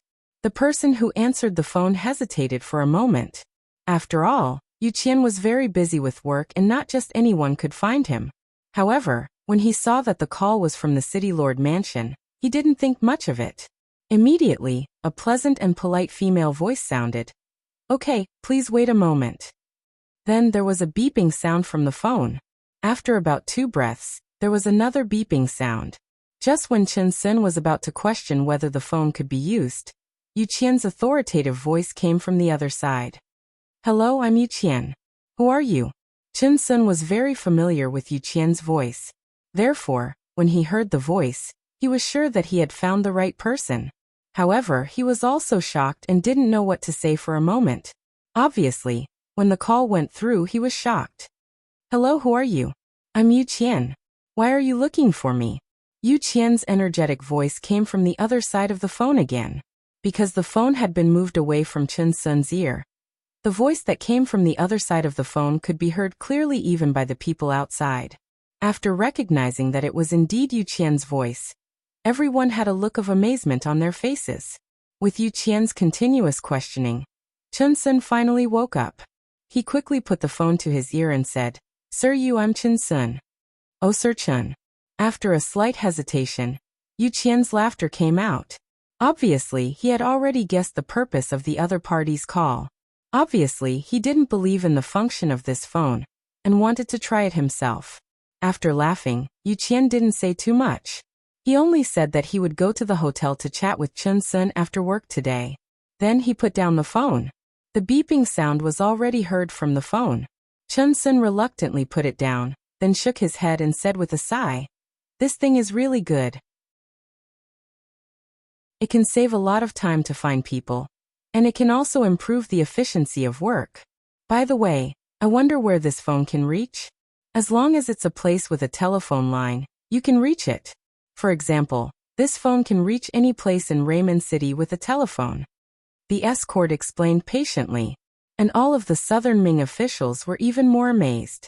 Think about it, if this was really the case, then the entire Southern Ming dynasty could be connected by phone. Wouldn't that mean that the emperor could find whoever he wanted? How much work efficiency would be improved? It was simply unimaginable. Forget it. Chun Sun was excited and wanted to ask if this phone could be set up in the Southern Ming dynasty, but he quickly gave up on this idea. Yang Chendong was no longer the Yang Chendong from before. In terms of strength, he was far more powerful than the Southern Ming dynasty. Why would he listen to him and set up a telephone line for the Southern Ming dynasty? This was clearly impossible to achieve. Raymond City Military Camp. Kuang Yi brought some Southern Ming officials who were curious about the strength of the five-star army and appeared outside the door. After showing the application form, everyone was escorted into the military camp by a lieutenant colonel. Just like the city lord's mansion, the arrival of the observation group didn't affect the work of the soldiers here. They were training and doing what they were supposed to do. Kuang Yi had his own ideas. He wanted to see what the five-star officers were doing every day and how the soldiers at the bottom were trained. To meet these requirements, this military camp could satisfy all of his requirements. Kuang Yi had his own ideas. He wanted to see what the five-star officers were doing every day. At the same time, he wanted to see how the soldiers at the bottom were trained. This military camp could satisfy all of his requirements. Chapter 1638. After entering the military camp, on a flat ground, a group of five-star soldiers wearing vests were undergoing training for a 500-meter special obstacle course. Although it was already November, because of the unique climate of Crimson City, it was still very warm. Especially under the training, the soldiers were sweating a lot, so they were wearing very cool clothes. What a disgrace! Kuang Yi said angrily when he saw the soldiers' attire. The Southern Ming dynasty's army was very strict about appearance. Even during training, they paid attention to the attire because it represented the face of the country. Since when did they dress so casually like the five-star army? Although this simple attire could allow the body to relax, the generals didn't dare to do this during training. If anyone dared to do this, they would be impeached by the civil officials and be heavily punished. This was the fundamental difference between two different systems. Kuang Yi said angrily. Clearly, his education didn't allow soldiers to do this. However, this was the five-star army's barracks, so he couldn't question it. On the other hand, Ko Hong and the others behind him were deep in thought. Ko Hong had led soldiers before, and at the highest level, he was a vice-Qianhu. Therefore, he was very clear about what the soldiers needed. Not to mention the difference between the five-star army's training and theirs. Just this casual training was enough to make people envious. As the saying goes, every field has its own specialization. Soldiers should train in the most relaxed environment and not be limited by their attire, which would affect the results of the training. Of course, this was only what he thought. Without orders, no one dared to do this. Therefore, Ko Hong was a bit envious of the soldiers who were training. The 500-meter obstacle course. It trained a person's stamina, endurance, agility, strength, and coordination. Later generations had already proven that this was a very scientific training method. And now, the soldiers who were at the lowest level had to go through this kind of basic training if they wanted to become a soldier of the five-star army. It was also through this kind of training that the soldiers' bodies were greatly strengthened. On the battlefield, not only could they kill more enemies, but they could also protect their own safety. On both sides of the training ground, there were two temporary shelters. In each shelter, there were two military doctors wearing white coats. Beside them, There was a large water jug with drinks that could relieve the heat. This was to ensure that the soldiers could quickly replenish themselves when they were short of water. Not far away, there were specialized examiners. They were holding pen and paper to record the soldiers' performance. This was to ensure that the outstanding people would be promoted, the qualified people would stay, and the unqualified people would be kicked out. In fact, after a period of time, there would always be soldiers who were fired. Of course, they wouldn't directly withdraw from the military camp and return to being civilians. Most of them would be sent to the police force to continue their duties for the safety of the people. Only a very few people would return to being civilians because of their poor quality. This way, they could maintain the absolute strength of the five-star army. This was also the reason why the five-star army was so famous. Every time there was a recruitment drive, young civilians would fight to join the army. If it was during the recruitment drive, no one would dare to do so. The reason for this was, in Yang Chendong's words, sweat more during training and bleed less during war. If one knew that they could not do it, but still sent them to the battlefield, it would be a sign of irresponsibility for their lives. If these words were said by someone else, there would definitely be a lot of doubts.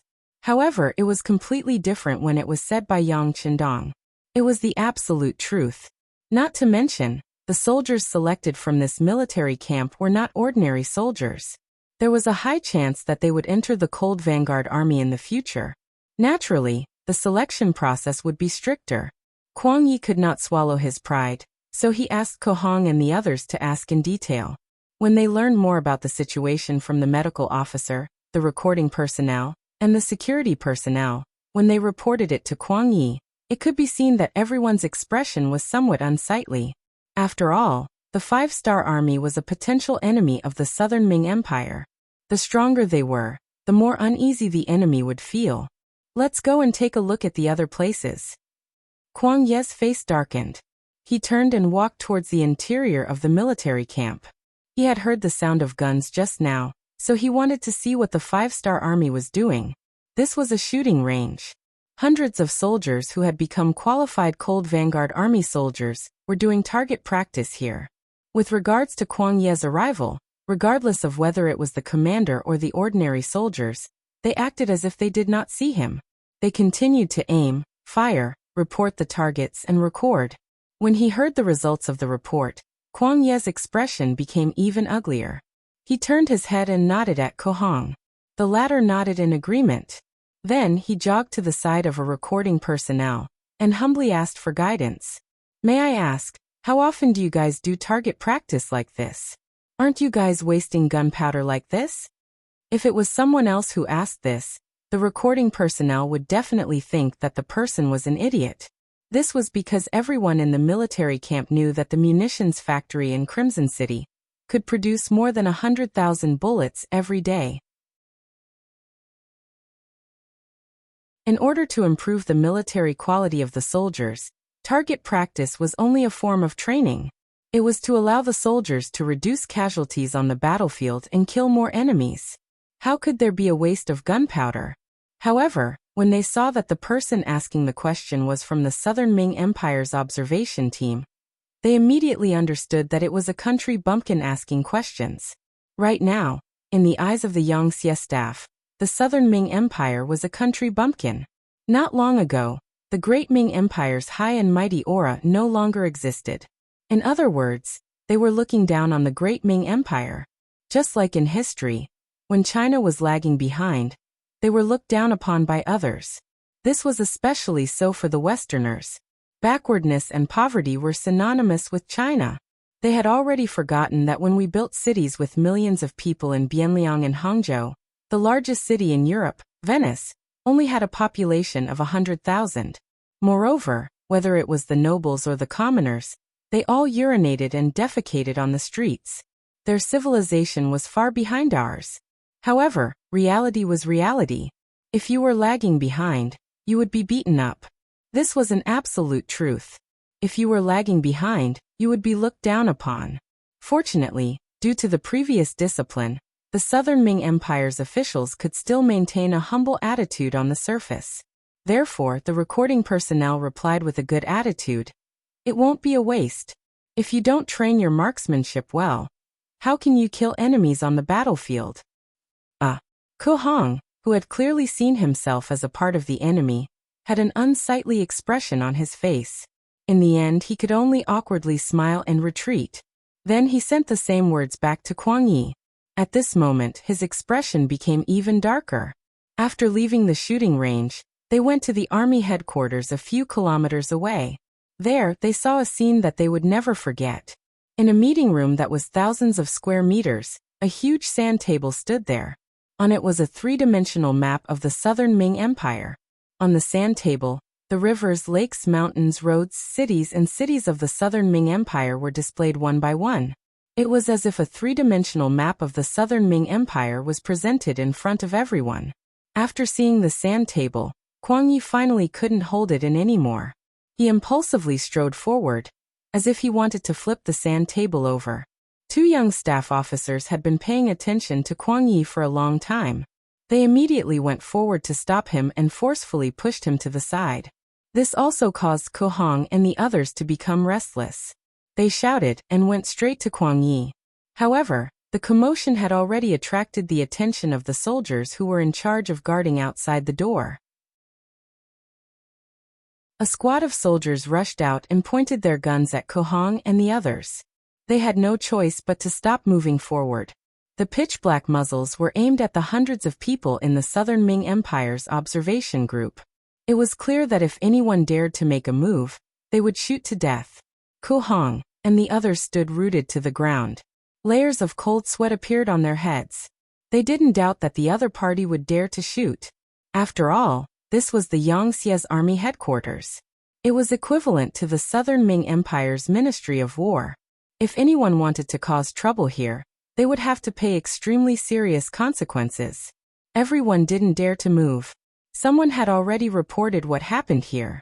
Soon, Deputy Commander-in-Chief Lung Song led a group of officers into the war room.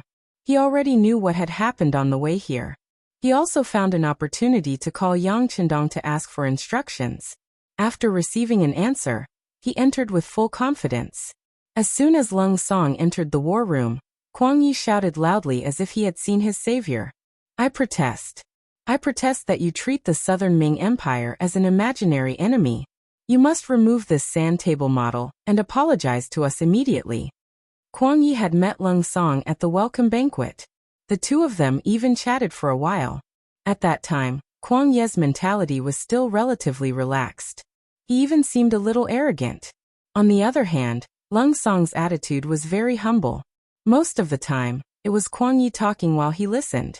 This created an illusion that Lung Song was Kwang Ye's subordinate. How could he have known that Lung Song would have such an attitude? It was only because he respected Kwang Yi as a senior. In addition, he also knew that the sixth young master and Sir Kwang had a good personal relationship in the past. That was why he kept enduring. However, this didn't mean that Lung Song was really afraid. Especially after he had already called Yang Chendong to ask for instructions, he was even more confident. Chapter 1639.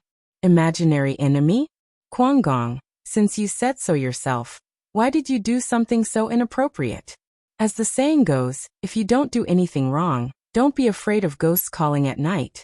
Could it be that you want to be enemies with our 5-star army, so you're afraid that we'll be enemies with you? Let me tell you, your actions have already violated your status as a member of the observer group. You're too reckless, and you'll have to pay the price for it. Men, chase Kwang Gong and all of the South Ming Ministry of War officials out. The Navy has already arranged a transport ship, and they must leave Crimson City today.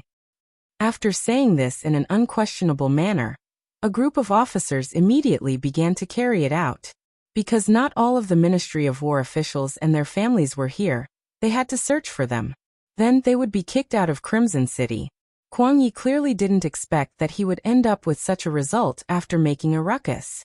At this moment his expression changed greatly and he shouted, "No! You can't not do this, it's too unfair. I want to see Yang Chendong. I want to see Bugnam of Gojoseon. Our king doesn't have time to see you. Also, have you forgotten the bet from before? Let me tell you, there are no civilians in Crimson City who can't afford to eat, because there are countless jobs waiting for them. Therefore you lost, and with your actions today, there's no other choice but to leave. Alright, do it. Lung Song didn't have any intention to continue talking with Kwang Yi. After saying this, he turned and left, leaving behind a few officers to deal with this sudden situation. Regardless of whether he was willing or not, Kwang Yi was dragged out of the camp in the end. Ku Hong and the others also followed behind. All of them had ugly expressions. None of them had expected that they would be sent back after only 3 days. How shameful would that be? Everything was because of their minister's impulsive actions. However, they couldn't do anything.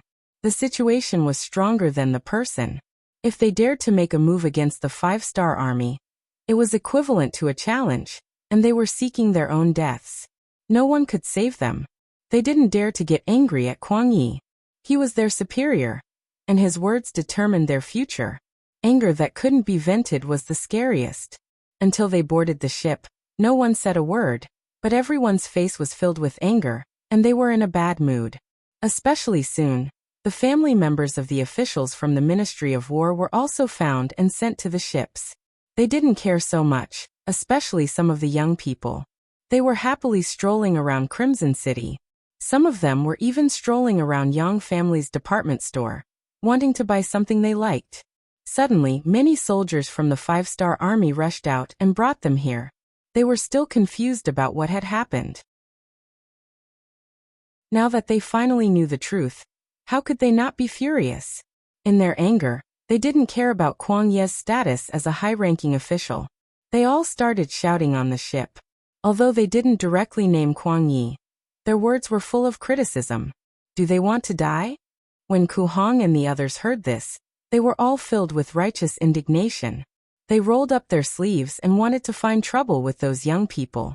They couldn't do anything to the 5-star army, but they could still take care of their own juniors. Forget it, let them vent their anger. At this time, Kwang Yi had already calmed down and shook his head. He was already regretting his impulsive actions. But now that things had come to this, there was no other way. Even if he was willing to bend down and apologize, the 5-star army wouldn't accept it. Not to mention, it was impossible for him to apologize to the 5-star army, because in Kwang Ye's eyes, Yang Chendong was already a traitor. He was the imperial tutor of the crown prince, the minister of war, and a rank 1 official. How could he lower his head to a traitor?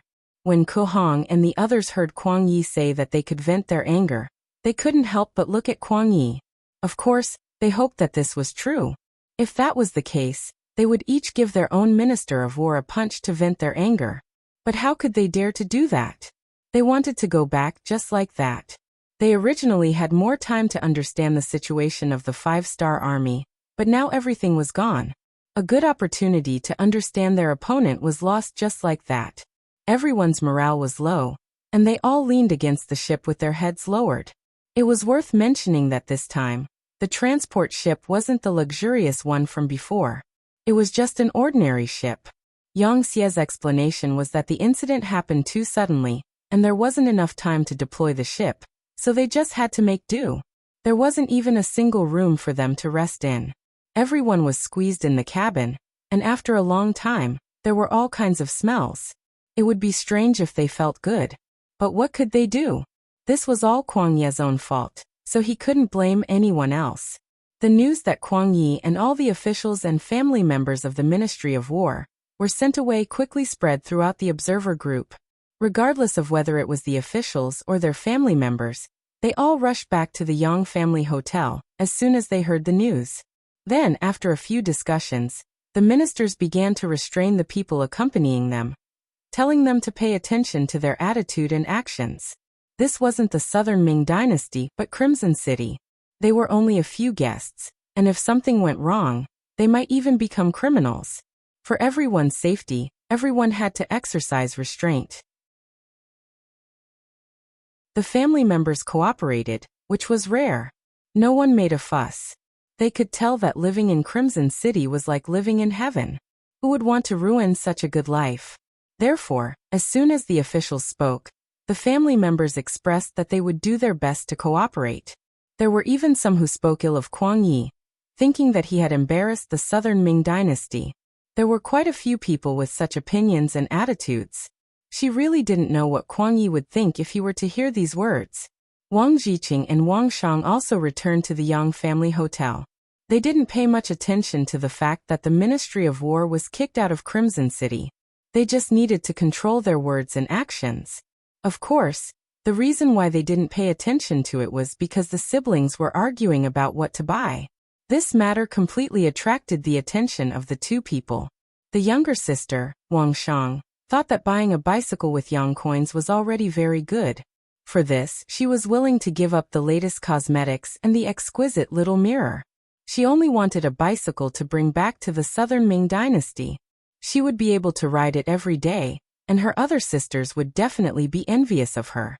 Wang Jiqing had a different opinion on this matter. He thought that if they were going to buy something, they should buy the best one. He was interested in a bicycle that could move on its own without any manual labor. This was a heaven-defying existence.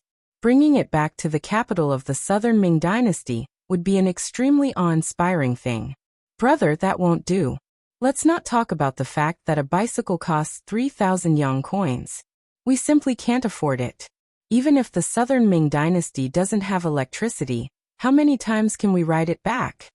Wang Shang saw that Wang Jiqing had already sunk into his own fantasy world and couldn't extricate himself, so she could only pour a bucket of cold water over him. Ah! Wang Jiqing suddenly reacted as if he had been struck by lightning. He stood there motionless for a long time. Wang Shang was scared out of her wits. She walked over and waved her hand in front of her brother's eyes. When she saw that he was unmoved, she used her slender hands to gently push her brother's body. Only then did he let out a long sigh. Aya, why doesn't the southern Ming dynasty have electricity? Isn't our great Ming dynasty the most outstanding nation in the world? Isn't it said that we have the best environment and the strongest culture? But why isn't there even electricity? What's the point of talking about being advanced and powerful? At this moment, Wang Jiqing started to ramble. He didn't care if anyone answered his questions. He only cared about throwing out questions one after another. Wang Shang, who was standing at the side, was very clear-headed. She also sighed. Yes, before she came to Crimson City, she still felt that the southern Ming dynasty was very powerful. No matter how strong the Bugnam of Gojoseon and the five-star army were, they still wouldn't be a match for the southern Ming dynasty. But now her mentality had long been shaken.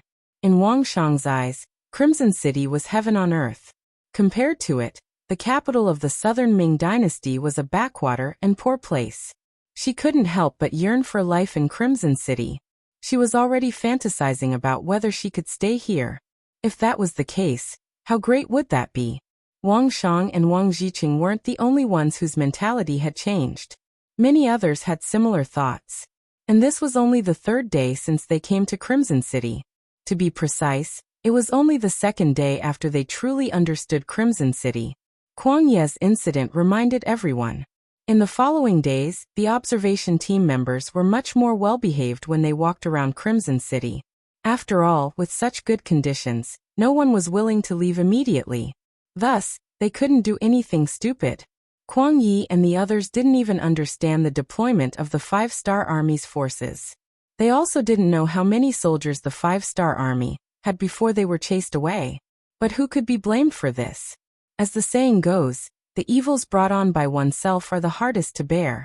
With this as an example, the Southern Ming observation team became even more well-behaved. They didn't do anything that crossed the line. But even so, the scenes they saw made them widen their eyes in disbelief. The scenes made them feel as if they were in a dream. The spacious cement roads in the city, the neat streets, the lush green trees, the rosy-cheeked people, and the high-spirited new army were all things that he didn't even dare to dream about. Chapter 1640.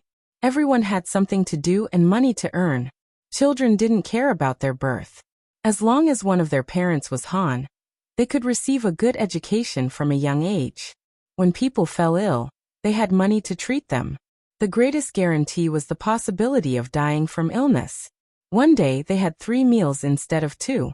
Not only that, They could eat meat for every meal. Everyone had new clothes to wear. This seemed to be something that only humans dreamed of in the immortal world.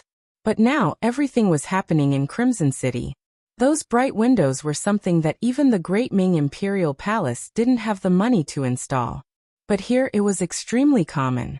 There were also towel factories, flour factories, soy sauce factories, monosodium glutamate factories, mosquito-repellent incense factories, textile factories, cigarette factories, pharmaceutical factories, paper factories, ceramics factories, steel factories, power plants, bullet factories, chemical factories, power plants, munitions factories, furniture factories, garment factories, cement factories, glass factories, and so on. Wherever he went, he was shocked, and it was the kind of shock that went straight to the bottom of his heart. He really didn't know that the world could be so beautiful until he arrived in Crimson City. The Southern Ming Empire's observation team was still in Crimson City. Everything that happened here overturned their previous understanding. In the capital of Southern Ming, Kuang Yi had already returned with the officials of the Ministry of War, and close to 2,000 people. As soon as he entered the city, a eunuch came to pass a decree that the emperor wanted to see Kuang Yi. After tidying up his clothes, the travel-worn Kuang Yi entered the imperial palace and knelt in front of Zhu Qizhen. The Great Ming Empire was very empathetic towards its officials. They didn't have to kneel when they saw the emperor. But this time, Kuang Yi felt that he had done something wrong. This kneel represented his intention to ask for forgiveness. Grand Tutor, why are you here? Please rise. Zhu Qizhen was an emperor who knew how to act. At this moment, the concern he expressed made Kuang Yi feel very moved. This time he wanted to kneel even more and not get up. Your Majesty, this subject is incompetent and has failed to live up to your trust. I was thrown out by that bastard Wu Nanwang. Abruptly, he kowtowed to the ground, and his forehead came into close contact with the ground. Quickly helped the Grand Tutor up. When Zhu Qizhen saw that Kuang Yi's forehead was starting to redden, he hurriedly shouted. Soon after, the head eunuch, Qian Sungbao, stepped forward and helped Kuang Yi up.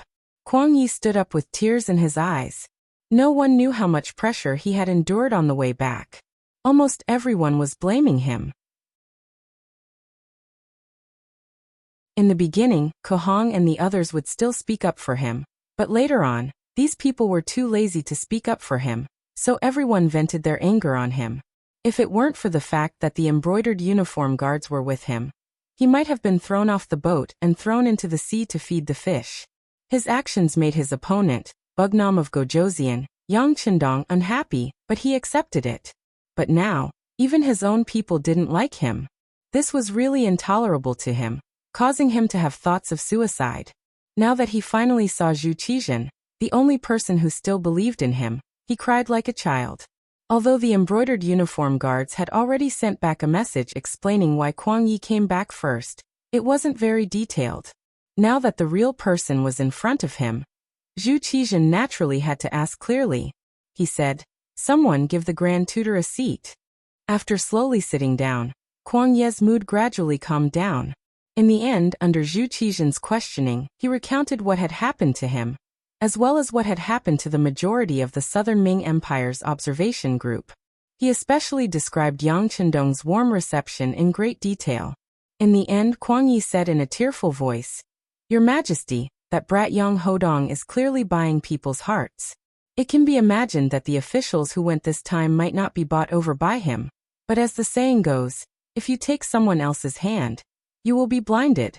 I'm afraid that in the following matters, they will be on Bugnam of Gojoseon's side. We have to guard against them. Zhu Qizhen listened to the details from beginning to end, and couldn't help but suck in a breath of cold air.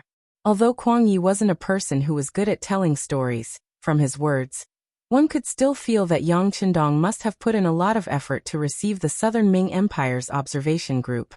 In addition, Yang Xie was indeed very powerful now. As the saying goes, a good official chooses a tree to nest in. He didn't dare to guarantee what would happen in the future. Has Crimson City really become so powerful? After thinking about it, Zhu Qizhen still asked with a trace of doubt. Yes. Because this official's time was still too short, I'm afraid that I only saw the rough outline. The specifics should be more powerful than this official said. In this matter, Although Kuang Yi didn't want to admit it, the truth was the truth. He had no choice but to speak the truth.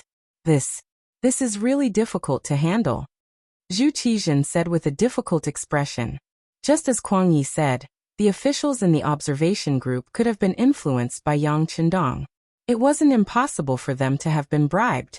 However, without any real evidence, he could not just cut them off and do anything to the members of the observation group. There were 3,000 to 4,000 officials in the observation group, accounting for 1/3 of the officials in the southern Ming Empire. In terms of influence, because the ranks of the officials weren't low, the lowest was at least a 5th rank official. Therefore, their influence was even greater. It wasn't an exaggeration to say that they influenced more than half of the officials. Without any evidence, it wasn't difficult to imagine the consequences of making a move on them. If this was really the case, before the 5-star army attacked, the southern Ming Empire would be in chaos. If this was really the case, the result was definitely not something that Zhu Qizhen and the southern Ming Empire could accept. If they couldn't capture people and couldn't make a move, what should they do next? At this moment, Zhu Qizhen had a headache. Naturally, Kuang Yi didn't have any better ideas. He had to face 3,000 to 4,000 officials. That was a huge group. His fellow countrymen, colleagues in the same department, as well as those who were related to his interests or were related to him by marriage. This group was so powerful that it was possible for them to overthrow the southern Ming dynasty if they were not careful. Facing such a huge force, even the emperor couldn't do anything. This was because even during the time of Zhu Yuanzhang, the founder of the Ming dynasty, although he killed many officials and corrupt officials, he still didn't dare to make a move against 3,000 to 4,000 officials at once. How about the emperor give a decree and have them come back? Then, send someone to communicate with them, and make sure they don't talk nonsense. Then, we'll wait and see what happens. Kuang Yi could only come up with this idea. That's the only way. I'll write the decree in a bit. Before Zhu Qizhen could think of a better idea, he could only say this. Then, as if he had thought of something, he asked, "That's right." Grand Tutor said that he went to the 5-star Army's headquarters. What did he see? In your opinion, if the southern Ming Empire and the 5-star Army go to war, what are our chances of winning? This was what Zhu Qizhen wanted to know the most. History had always been like this. When political means couldn't solve a problem, only war could decide the outcome. At that time, the winner would be king and the loser would be in the wrong. If the southern Ming Empire had a higher chance of winning, Zhu Qizhen would have to consider mobilizing troops. This could be considered as striking first to gain the upper hand. When he looked at Kuang Yi with anticipation, he was destined to be disappointed. This was because at this moment, the Minister of War lowered his head and didn't dare to look him in the eye. When it came to military matters, there were probably not many people more qualified to speak than him, the Minister of War. Kuang Yi's understanding and control of the military wasn't something that the other ministers of war could compare to. This could be seen from the fact that he spent half a year in the various guard stations. And it was precisely because of this understanding that Kuang Yi felt immense pressure at this moment. Although he had only spent half a day in the 5-star Army's headquarters, the impression that it had left on him was too deep. Whether it was the training method, the advanced weapons, or the logistical support, the Southern Ming Army could not compare to them. Over the years, although the Southern Ming Empire had invested in the military every year, it wasn't a high proportion. The Southern Ming Empire had Baiming in the north, the 3 provincial kings in the west, and Bugnam of Gojoseon in the south. However, almost all of the officials didn't think that anyone would use force against the Southern Ming Empire. Baiming couldn't even protect himself, so if he made a move against the Southern Ming Empire, he wouldn't have enough confidence. Facing the pressure of the 5-star Army, how could the 3 provincial kings take the initiative to make trouble for the Southern Ming Empire? That would be equivalent to seeking death. Only the 5-star Army posed the greatest threat. However, they had always been active outside of the Great Ming Empire's territory, and had never taken the initiative to make a move against the Southern Ming Empire. Even in the north, Baiming repeatedly made trouble for Yang Qindong, but they didn't retaliate. At most they sent Baiming back.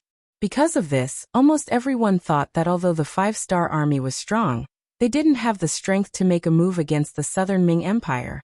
Since this was the case, the Southern Ming Empire would protect itself first and wouldn't invest too much in the military. In their own words, they would sit back and watch their opponent die. They would wait for their opponent to panic and reveal an opening before attacking. It had to be said that the Southern Ming Empire's imperial court was a strange existence to place their hopes on their opponent. However, this was the general trend. Ever since Zhu Qizhen lost at the Tumu Castle, he was afraid of war. His request for the army was to just defend their territory, and didn't have the ambition to expand their territory. Even the emperor was like this, not to mention the ministers below. Without enough military funds, the Southern Ming Empire's army could only muddle through. Because of the embezzlement of some officials, many soldiers who came from military families had problems eating and wearing clothes. Even if they didn't starve to death, they wouldn't be able to survive.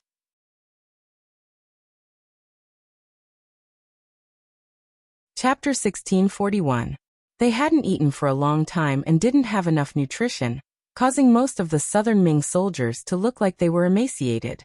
In comparison, the logistical support of the soldiers of the five-star army was very good. They could get whatever they needed. All of them were tall and sturdy. In addition, they had reasonable training. Most importantly, Yang Qindong valued them highly. Just comparing them to the army, the difference between the two sides was many levels.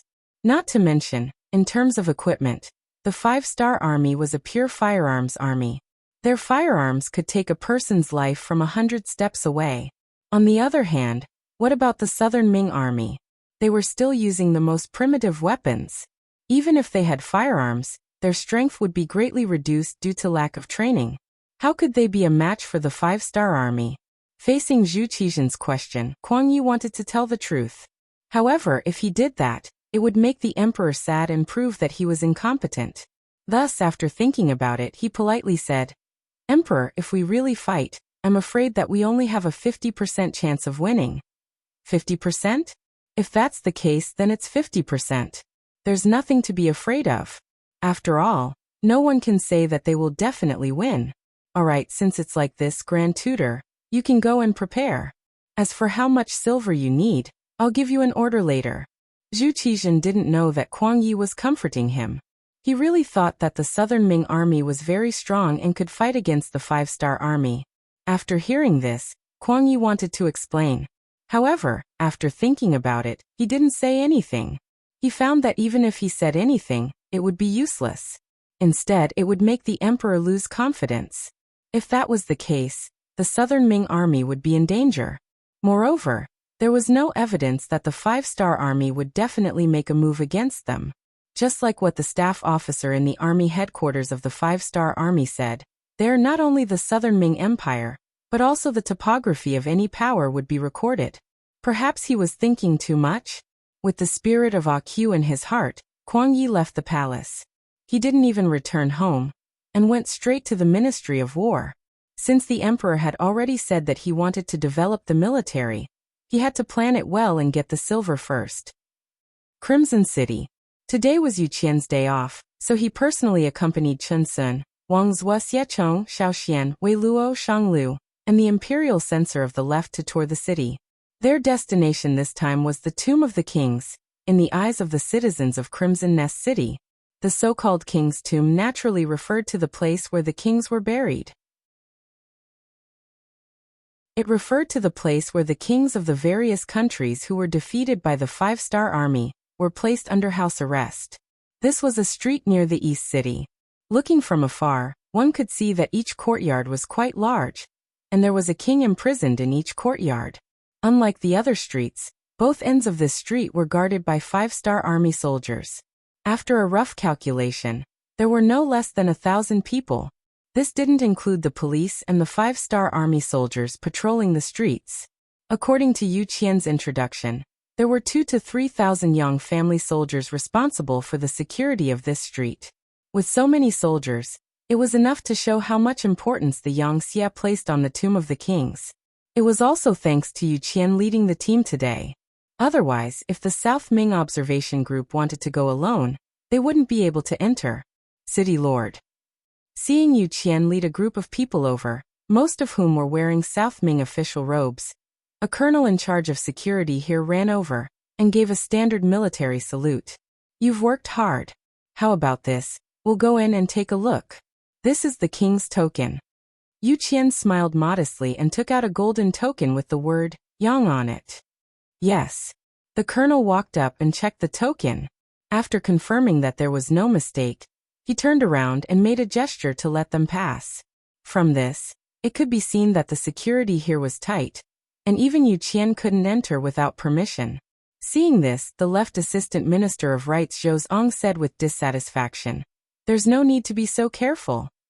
Facing Zhou Xiang's question, Yu Qian acted like he didn't hear it and continued to walk into the street. Behind him was a group of officials from the Southern Ming Empire's observation group. Not long after entering the street, they saw the first courtyard. Iron bars thicker than fingers replaced the courtyard walls and completely wrapped around the courtyard. The advantage of this was that it could prevent people from escaping, and it could also allow people outside to easily see everything inside, making it easier to monitor. An old man in his 70s was sitting in the courtyard, basking in the sun. When he heard the sound of footsteps and saw Yu Qian leading a group of people outside the courtyard, a trace of guilt flashed across his face, and his face instantly turned red. Even so, he didn't turn around and go back inside. This was because if he didn't say anything or went back without orders, he would be punished according to the Yangxie law. This punishment wasn't heavy, it was just starvation for 3 days. This old man didn't care at first, but after being starved several times in a row, he finally became obedient. When he saw Yu Qian and the others, although his expression was ugly, he didn't hide inside the house. The old man didn't hide, but Yu Qian had already spoken. "Lily, how are you?" "What? He's the original king of Jiaoji, Lily?" It would have been fine if Yu Qian didn't speak, but once he spoke, it immediately attracted cries of surprise from the South Ming Kingdom's observation group. If they didn't know any of the other kings, they definitely knew who Lily was. Some of the officials had visited Jiaoji more than 10 years ago and had seen King Lily. It was just that after more than 10 years things had changed, so they didn't immediately recognize him. Now that Yu Qian called out his name, they carefully identified him. Soon after, Xie Chong was the first to cry out. "That's right, he is Lily. This official has seen him before, but I didn't expect him to be so old." AI. With Minister Xie Chong saying this, how could the other South Ming officials not believe him? At that moment, each of them carefully sized up the old man, but the thoughts in their hearts had already flown off somewhere. Lily naturally heard the cries of surprise from outside. However, this wasn't the first time something like this had happened. In the past, other kings would be locked up on this street from time to time. When they first saw him, they were also surprised. Being surprised once was uncomfortable, but after being surprised many times, it became normal. Lily, who was used to it, didn't have any intention of hiding. Since he had already been recognized, there was no point in hiding. Instead, he took the initiative to walk to the railing and said to Yu Qian, "City Lord Yu, isn't it a little too long for the performance team to only come once a month? This king is really bored staying here. Can you give a reaction and let the performance team perform twice a month?" "Okay, I will report your request to the higher-ups." Yu Qian smiled and agreed, which immediately attracted a wave of gratitude from Lily. The first courtyard was Lily, which attracted the cries of surprise from the South Ming Kingdom's observation group. The second courtyard was the Lansong Kingdom's King Paiyase. Seeing another king locked up here, everyone deeply understood the true meaning of the king's tomb. At the same time, everyone's cries of surprise weren't as loud. In the next courtyard were King Boromir of the Phnom Penh Dynasty, Governor Chun Rong of Luzon, King Li Yong of North Korea, and so on. Among them, they also saw the blind Duke of the Ras Duchy. However, because they were too far away, the South Ming Kingdom's officials didn't react. More importantly, in the two courtyards of the king's tomb, everyone saw the three provinces' King Zhu Huiqiu and Shiping's King Mu Bin. Coincidentally, the two of them lived across from each other. Every day, when they basked in the sun, the two of them would sit facing each other. It would be very interesting to have two old enemies meet each other every day and not be able to make a move against each other. When the South Ming Kingdom's observation group walked past their courtyard, both Xu Huiqiu and Mu Bin wanted to turn around and enter the house. However, they didn't dare to because they were already told that they had to stay outside the courtyard until the observation group left. Otherwise, they would starve for 3 days. Humans were iron, rice was steel. If they didn't eat a meal, they would panic. The two of them had violated the rules when they first arrived and starved for 3 days. That feeling was really uncomfortable, and they didn't want to experience it again. When the two of them obediently stood there like rare animals in the zoo, all the Southern Ming officials who saw them had a gloomy expression on their faces. It was as if they had eaten rat feces. Their hearts were disgusted, and their expressions were extremely ugly. However, there was nothing they could do. The two of them had been defeated by Bugnam of Gojoseon fair and square. They had brought this upon themselves. Other people couldn't interfere, nor did they dare to interfere. After walking for nearly 4 hours, they walked out from the other end of the king's tomb. Everyone's expression was different. There are still some courtyards that are empty, but it doesn't matter. Bugnam of Gojoseon said that they will be full one day. Yu Qian seemed to explain very casually. However, when these words were heard by the South Ming Kingdom's officials, they didn't mean that at all. What did he mean by it will be full one day? Could it be that the South Ming Emperor and Bai Ming Emperor were also going to be locked up? It was unknown who it was that muttered this in a low voice. However, because everyone was thinking about something, the scene was extremely quiet. Thus, this sentence was quickly heard by everyone clearly. At this moment, all the officials' faces were filled with shock. They suddenly discovered that this assumption wasn't impossible. Since Yang Xie could defeat so many powerful enemies, why couldn't she deal with the South Ming Kingdom and Bai Ming Emperor? As a part of it, what should they do next? Where should they go?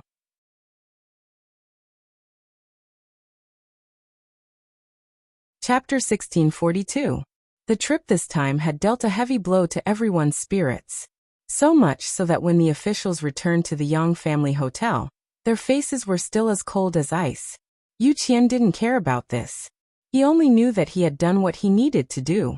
As for the rest, he would leave it to their king to deal with. Yang Chendong also learned about Yu Qian's trip to the king's tomb. After hearing Beta Persei's description of the reactions of the Southern Ming officials, he couldn't help but laugh and said, "Good, the fire has already been set up. Let's see how the fire will burn."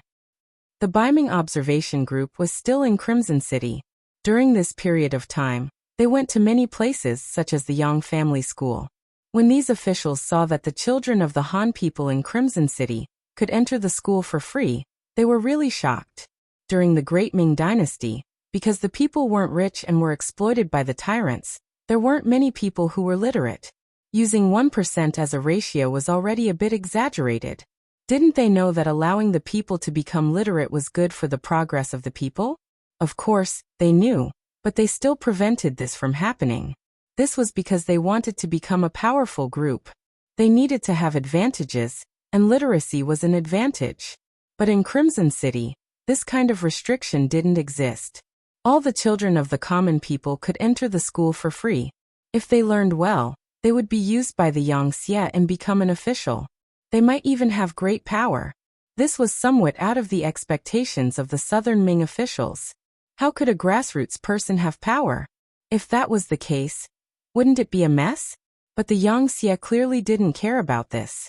The advantage of this was that the common people had culture, knowledge, and the ability to distinguish right from wrong. As long as they worked hard, they could become useful to the society, the country, and the people. In this way, although it was a shock to the powerful, it also allowed the Yang Xie to have more talents. They wouldn't encounter bottlenecks and various pressures in the process of development. In fact, there weren't any powerful people in the Yang Xie. Everyone relied on their own abilities. This was no longer the era of heroes and heroes of the father and son. He had to admit that there were more benefits to doing this. When power no longer belonged to certain people, the intensity of the competition would stimulate everyone to constantly work hard. Otherwise, they would face the danger of being eliminated. When the sounds of studying entered their ears, many of the Southern Ming Empire's officials looked pensive.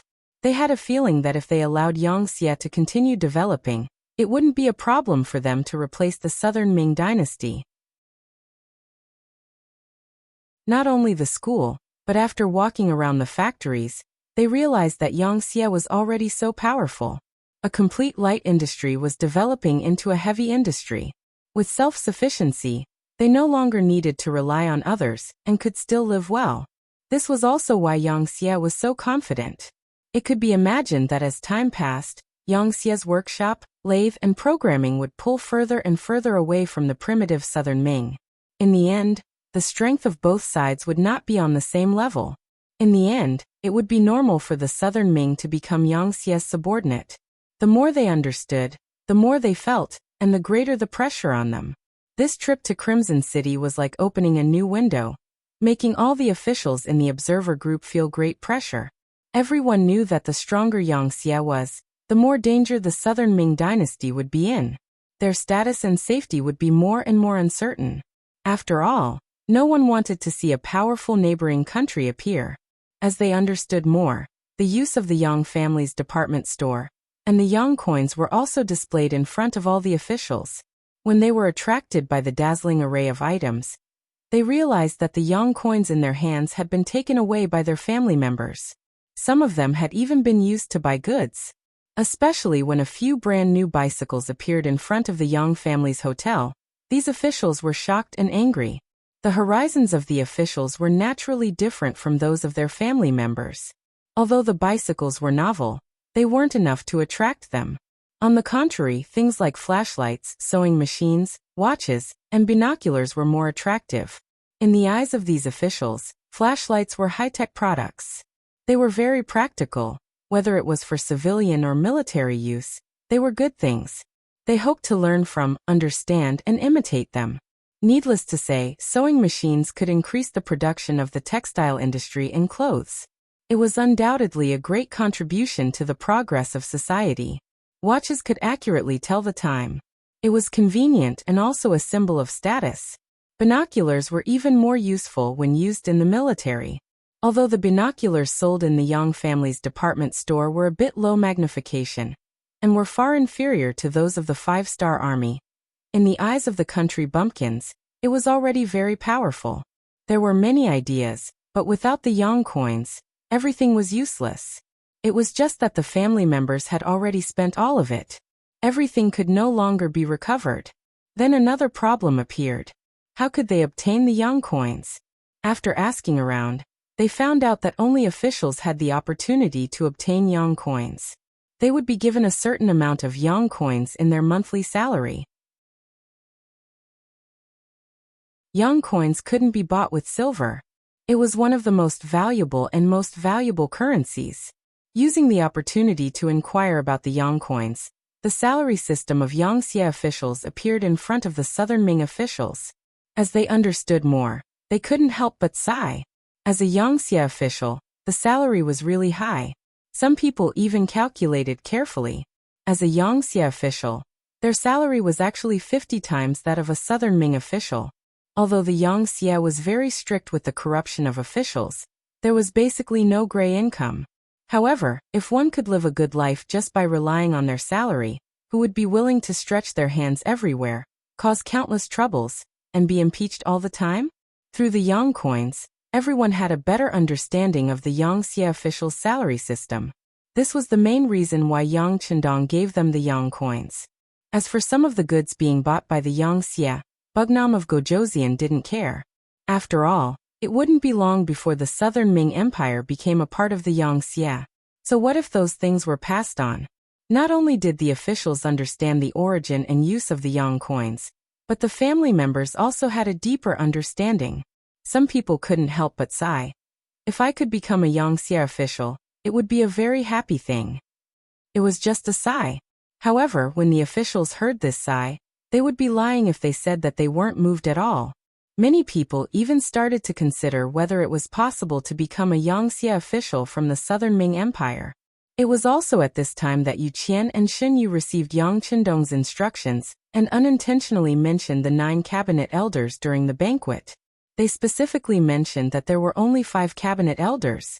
The remaining 4 spots were reserved for Southern Ming and Beiming officials. These people might be a bit bureaucratic, but it was undeniable that they had a lot of experience as an official.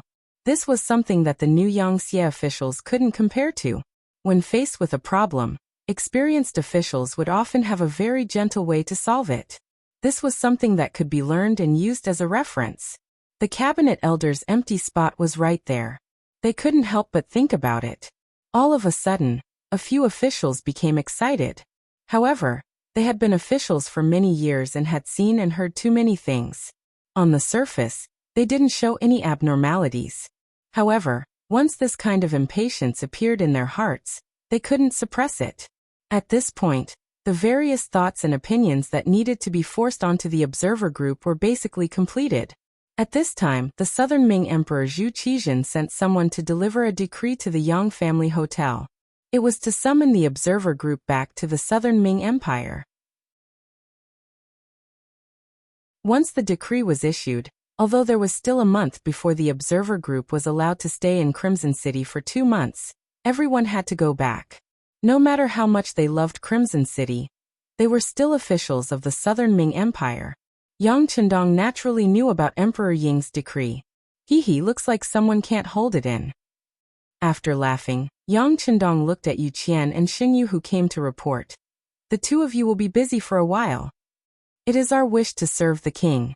Yu Qian and Xingyu stood up and bowed. After the decree was issued, the observer group was only given 3 days to prepare. Some of the family members were naturally a bit noisy. Clearly, they hadn't played enough. Or rather, there were still many places in Crimson City that they hadn't been to. They couldn't help but complain that the emperor was a bit unreasonable. As such, the officials were all trying their best to persuade them. At this time, Yu Qian and Xingyu appeared in the Yang family hotel. Then the observer group officials were called away by them. They said it was to send them off, but everyone knew that there must be something to talk about. Not only were the ordinary officials of the observation group called away, but even high-ranking officials like Chun Sun and Wang Zuo were also invited to the palace by the Black Knights. Seeing the Black Cavalry eyeing them covetously, they were really worried that if they dared to refuse, what kind of serious consequences would there be? Just like that, 3 whole days passed. Not only did Yang Chendong, Yu Qian, and Xingyu act, but even the other 3 elders, Wan Xiaoqin, Wu Qian, and Long Tainan, appeared in the Yang family hotel and invited the officials to a meal. All of a sudden, almost all of the officials who had reached the 4th rank and above were invited to the banquet. As for the content of the conversation, it was up to each person to decide. In reality, what Yang Chendong and the others talked about with the Southern Ming Empire officials wasn't a big matter. Sometimes it was just a small talk. For some officials, they didn't even make a wish to become an official. But was what they talked about that important?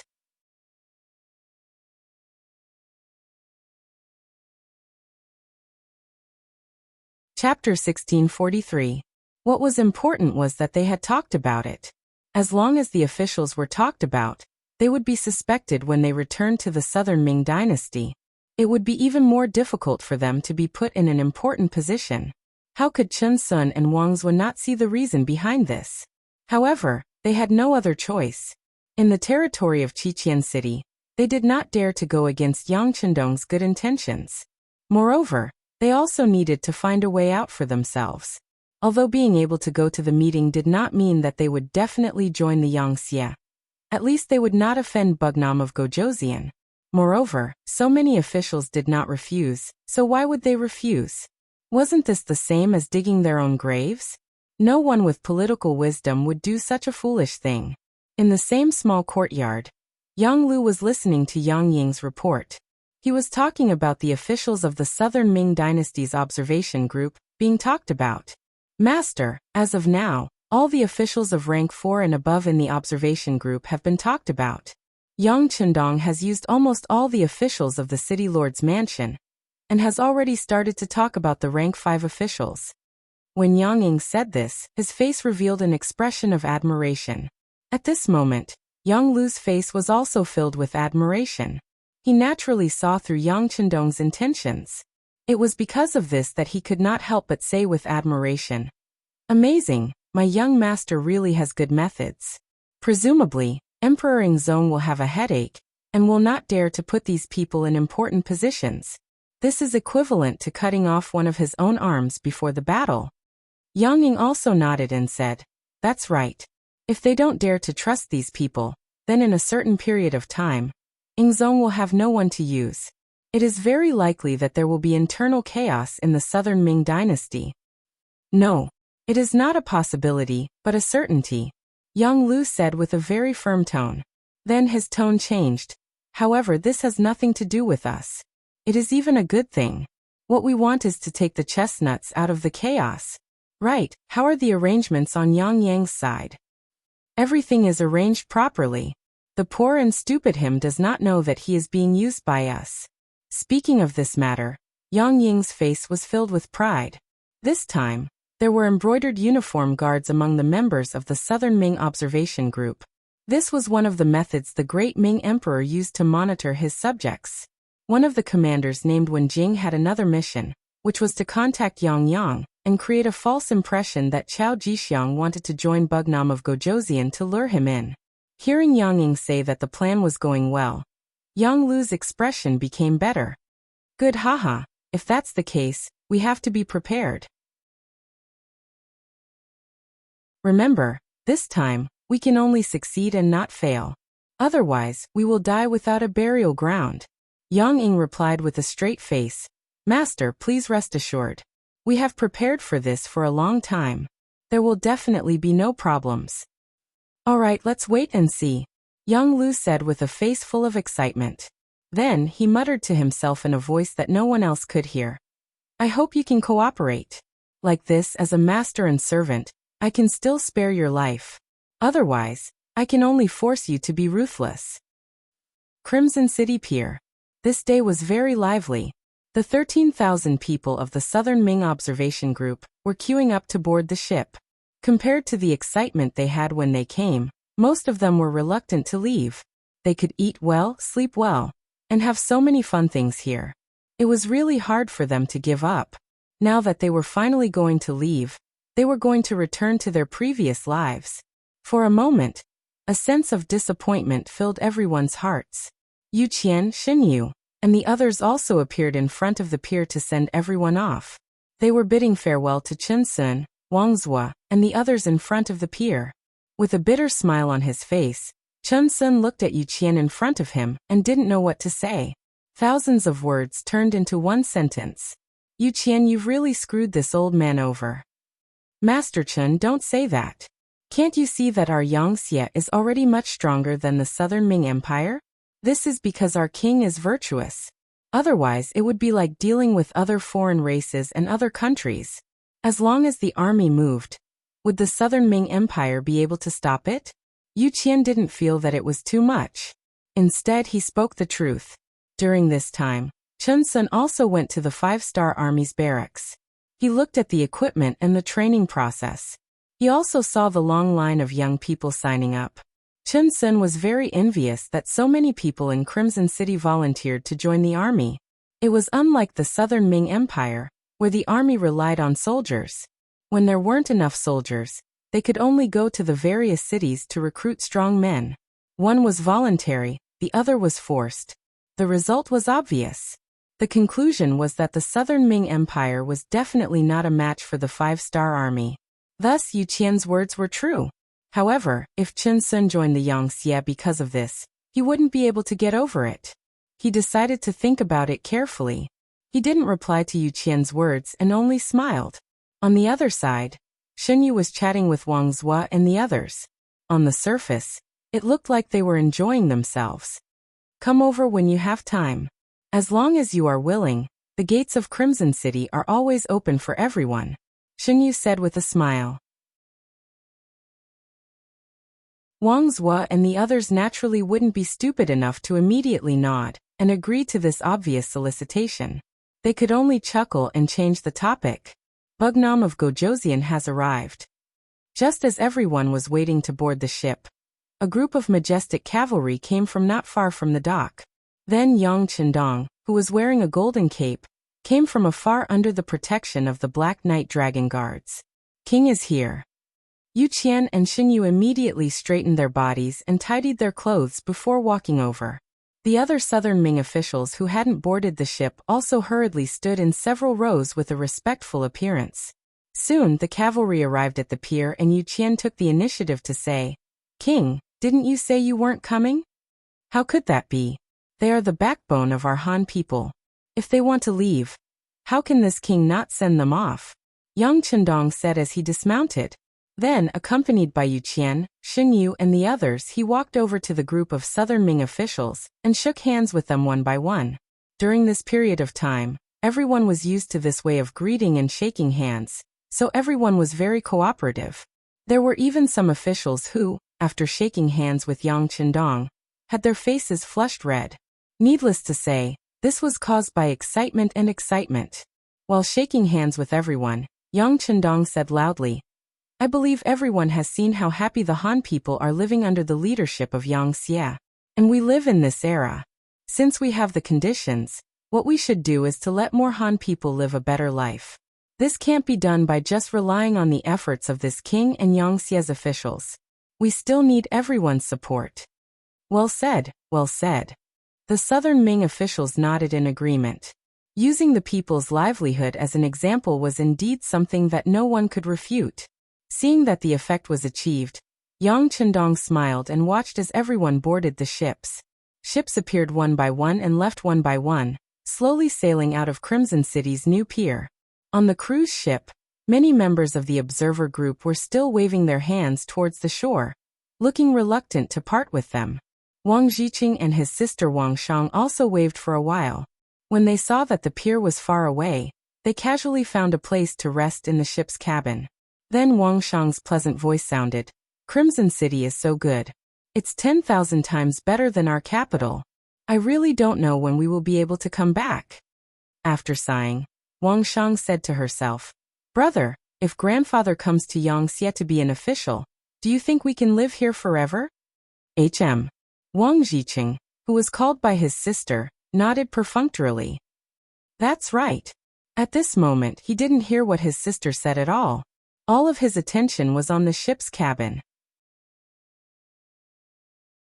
In the end he still won.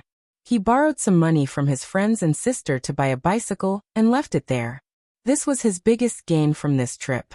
He even began to imagine what kind of commotion he would attract when he rode a bicycle through the streets of the capital, and how many envious gazes would look at him. One of the siblings was talking, while the other was thinking about something.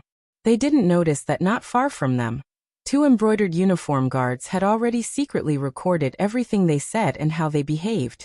It was written that Wang Shang had an incomparable love for Crimson City and wanted to persuade her grandfather, Wang Zue, to be an official in Yangxie. Her brother Wang Zhiqing was also thinking about the feasibility of this and nodded thoughtfully. Strictly speaking, the contents of the records didn't match up, because Wang Zhiqing didn't hear what his sister said at all. However, this wasn't important. What was important was what Emperor Ing would think when he saw these records, what kind of measures he would take, and what kind of commotion Wang Zue and the entire Wang family would face. In front of the pier, the last ship had already left. Yang Chendong sighed and said, "Our actions this time will definitely make Emperor Ing unhappy. I'm afraid these officials will be in danger. How about this? You guys immediately come up with a plan. If there's danger, how to save them. When the time comes, the intelligence department will fully cooperate with you." Yu Qian and Xinyu, who were called out, also knew that this matter was of great importance. They immediately nodded and said, "Yes, Wang. We'll go back and come up with a plan." "Yes, you must do your best to perfect it. Don't be afraid of spending money. Many of these people have real talent. If they can join Yangxie, it will be extremely beneficial for us to manage the entire Southern Ming Dynasty in the future." "Yes, we're clear." Yu Qian and Xinyu gave their assurances again. Yang Chendong nodded in satisfaction, and then left the pier with the Black Cavalry.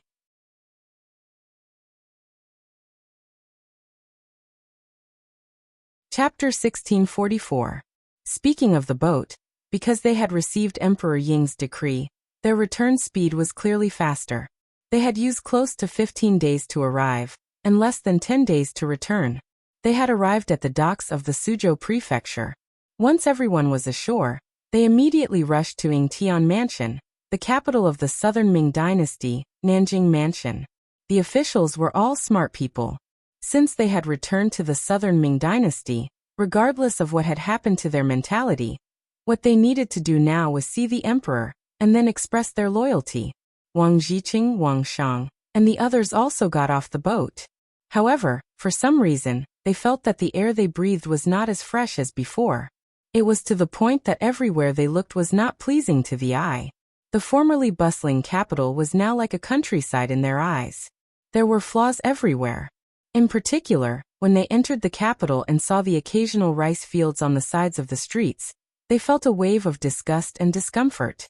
In comparison, the incomparably clean streets in Crimson City, as well as the public toilets 1,000 meters away, seemed more humane. Zhu Qizhen met the members of the observer group one by one in the imperial palace. When he saw that everyone was extremely respectful when they saw him, for some reason he did not feel as interested as before. He had a feeling that these people's smiles were too fake, as if they were acting with him. After the officials finished greeting each one of them, Zhu Qizhen finally spoke. "Beloved officials, I presume that you have all gained a lot from this trip to Crimson City. Since this is the case, go back and write a memorial to see if there is anything we can learn or imitate. Then we can also make changes, okay?"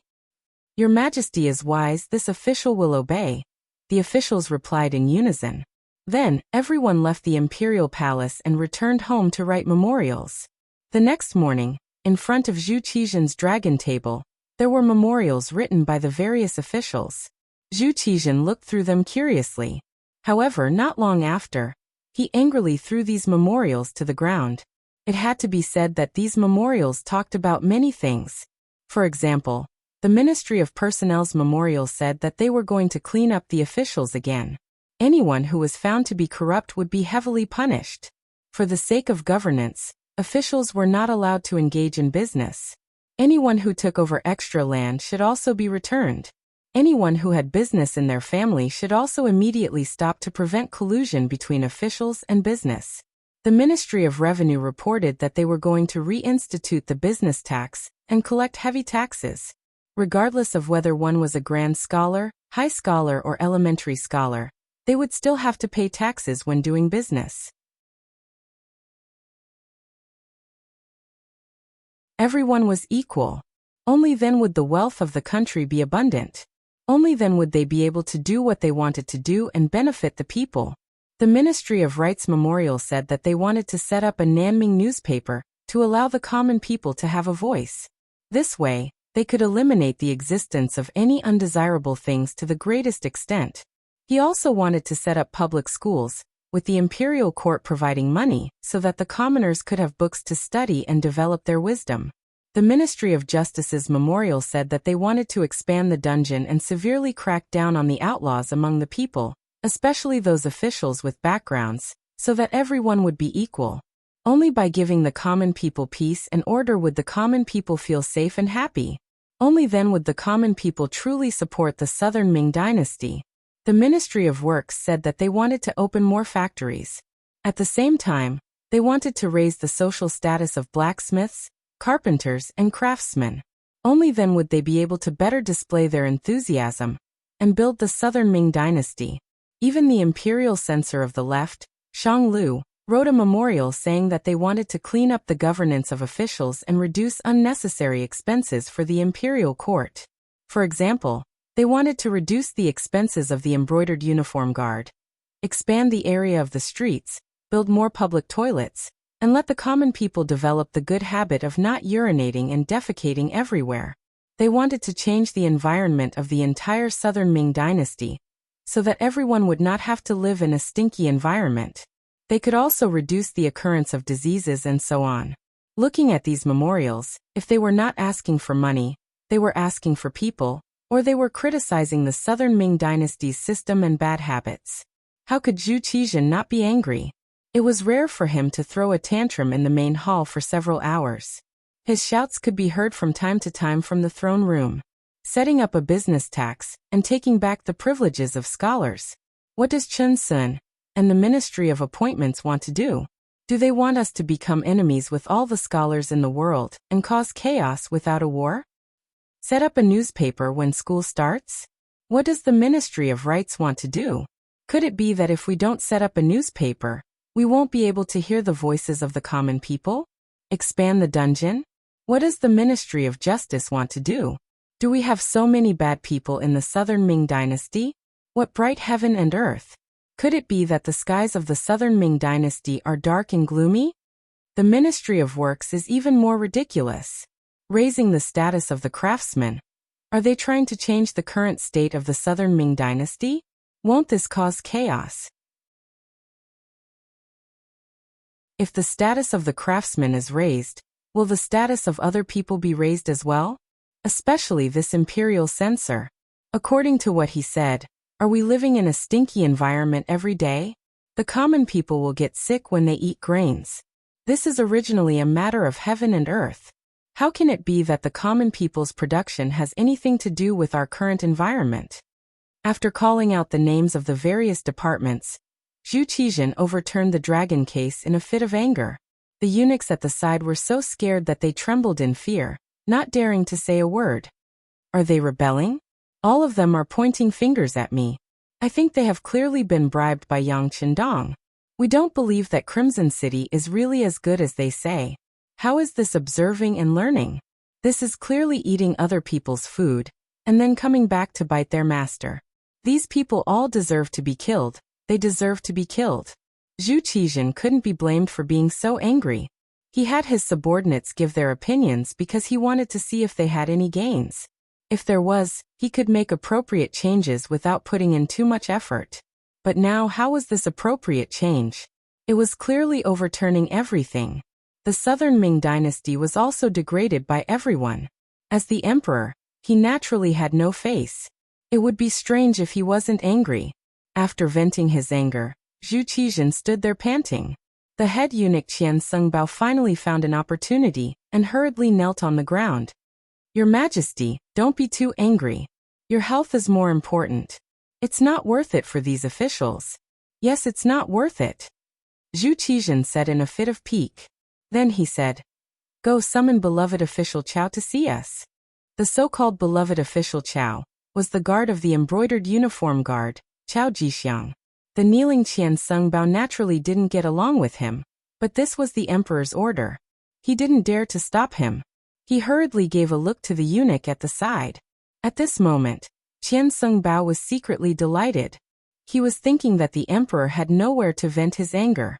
Perhaps Chao Jixiang came at this time to eat melons. Chao Jixiang, who was on duty in the palace, was quickly found. He came to the throne room and knelt down.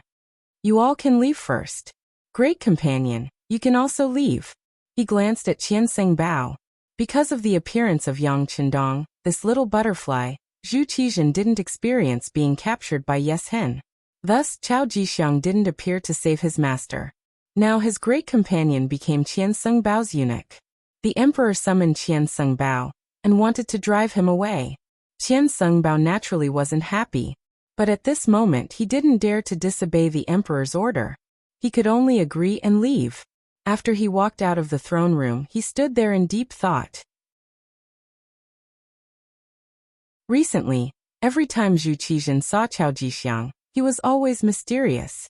Even his great companion was on guard against him. This made him feel a sense of danger. If Chao Jixiang really replaced him, he was afraid that he wouldn't be able to have a good ending. Internal strife among eunuchs was often the fiercest. Those in power could get whatever they wanted. As for those who were stepped on, it was a fate worse than death. Eunuch Qian, why are you here? Why aren't you serving the emperor? Qian Sungbao, who was in deep thought, was surprised when a voice came from behind him.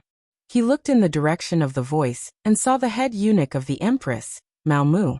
Although they were both head eunuchs, one served the empress while the other served the emperor. The difference in status was too great. Oh, so it's eunuch Mao. What's wrong? Are you leaving the palace? Yes, the empress wants to weave cloth. Aren't I going out to choose? Mao Mu said with a fawning expression. In the entire Southern Ming eunuch group, although Mao Mu carried the identity of a head eunuch, his real power wasn't even in the top 10. This was all because the empress's temper was very good, and she never cared about matters. The master was weak, so as the eunuch by the master's side, he naturally didn't have much power. But because of this, Mao Mu became a transcendent existence in the entire group of eunuchs. This person did not fight for fame or profit. Because of the empress, not many people were interested in his position. This made it seem that he had a good relationship with all the eunuchs, and they all seemed to be good. In terms of status, Mao Mu was far from them. But Qianzeng Bao was a very smart person. He definitely wouldn't casually offend people for no reason. So when he saw Mao Mu ask him, he chuckled and explained, "It's like this. The emperor wants to meet Qiao Changwei alone, so I came out to get some fresh air." "Oh, so it's like that. It's just that Qiao Changwei's thoughts are very big. It's not a good thing for such an ambitious person to always be by the emperor's side." After Mao Mu heard this, he first had a shocked expression on his face. Then, he seemed to say this very casually. Just as he finished speaking, Mao Mu quickly covered his mouth with his right hand with an embarrassed expression. Between eunuchs, unless there was a life and death feud, they wouldn't speak ill of each other in front of each other. That was the behavior of a vile person, and it was shameful. Normally, if Mao Mu said this, Qianzeng Bao would even reprimand him. After all, he was now the head of the group of eunuchs. He had the obligation to maintain the unity of the group of eunuchs, at least on the surface.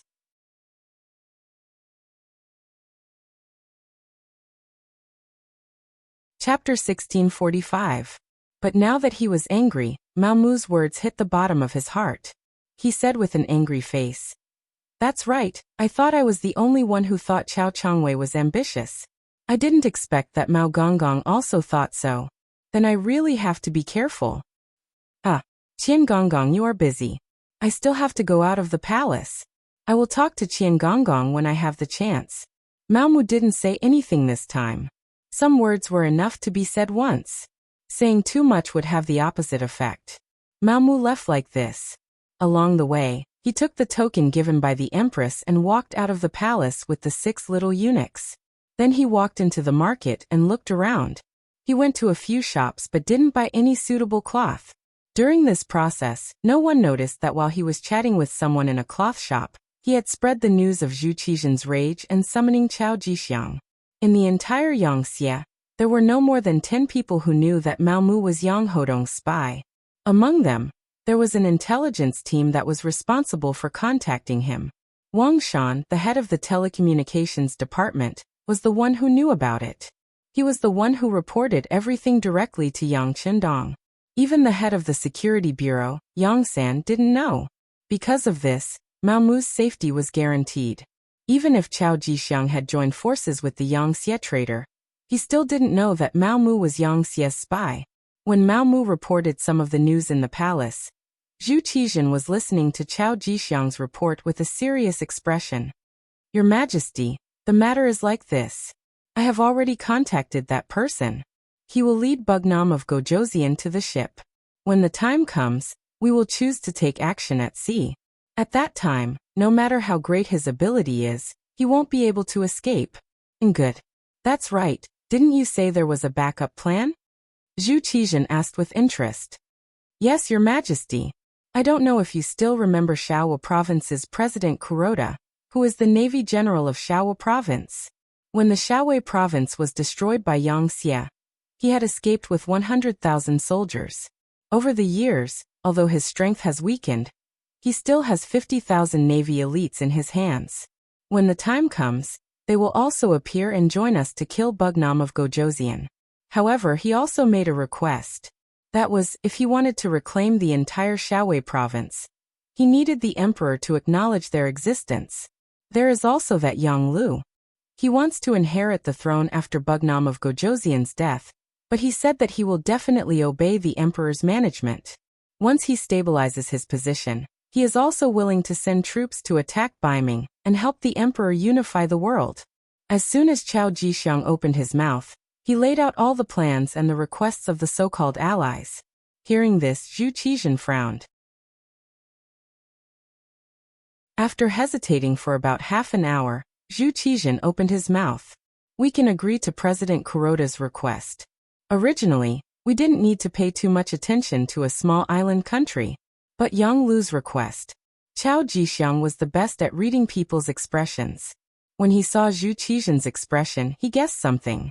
He immediately said, "Emperor, please rest assured. We can agree to his request first. After he stabilizes Yang Xie and helps us deal with Bai Ming, we can find an opportunity to kill him." Yes, that's what I mean. Bugnam of Gojoseon's appearance has already caused chaos in the Great Ming Dynasty for so long. If he dies, there can't be any more chaos. We can't fall for the same thing twice. Zhu Qijian said with a satisfied expression. Just like that, the two of them, Zhu Qijian and Qiao Jixiang, began to perfect the plan. This conversation lasted for nearly 4 hours. In the end, Zhu Qijian ordered someone to bring in the meal, and even rewarded Qiao Jixiang to eat with him. This made Qian Sunbao, who was waiting outside, very envious. At this time, he felt that his position was in danger, but he didn't have any better ideas, because he didn't know what Qiao Jixiang was doing next. In the palace of Qian City, the telecommunications director, Wang Shan, brought the telegram sent by Mao Mu to Yang Qindong. After reading the contents of the telegram, Yang Qindong thoughtfully asked, "Did you bring the copy of the telegram from Director Yang San?" Yes. Wang Shan also sent the copy of the telegram that he had prepared in advance to Yang Qindong. After staying by Yang Qindong's side for so many years, Wang Shan was also used to the way the young master worked. Therefore, he would send a copy of the telegram that was related to reporting to him.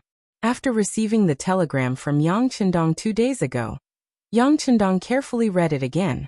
Then he put his right hand on the table and tapped it thoughtfully. He seemed to be thinking about something. After about the time it took to drink a cup of tea, he asked, "Did you find anything from the phone that I asked you to monitor?" "No, that phone is rarely used."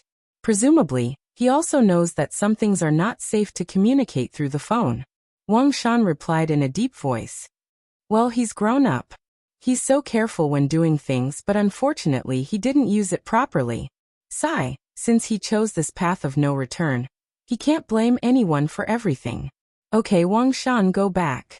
Remember, don't tell anyone about what happened today, not even Beta Persei. In the entire Yangxie, Yang Qindong trusted Tiger's Mane the most, followed by a few of his servants, and then Wang Shan.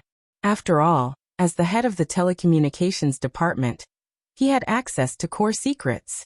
Therefore, although he was only a department head, Wang Shan's position in the entire Yang faction was extremely high. Very few people would not give him face.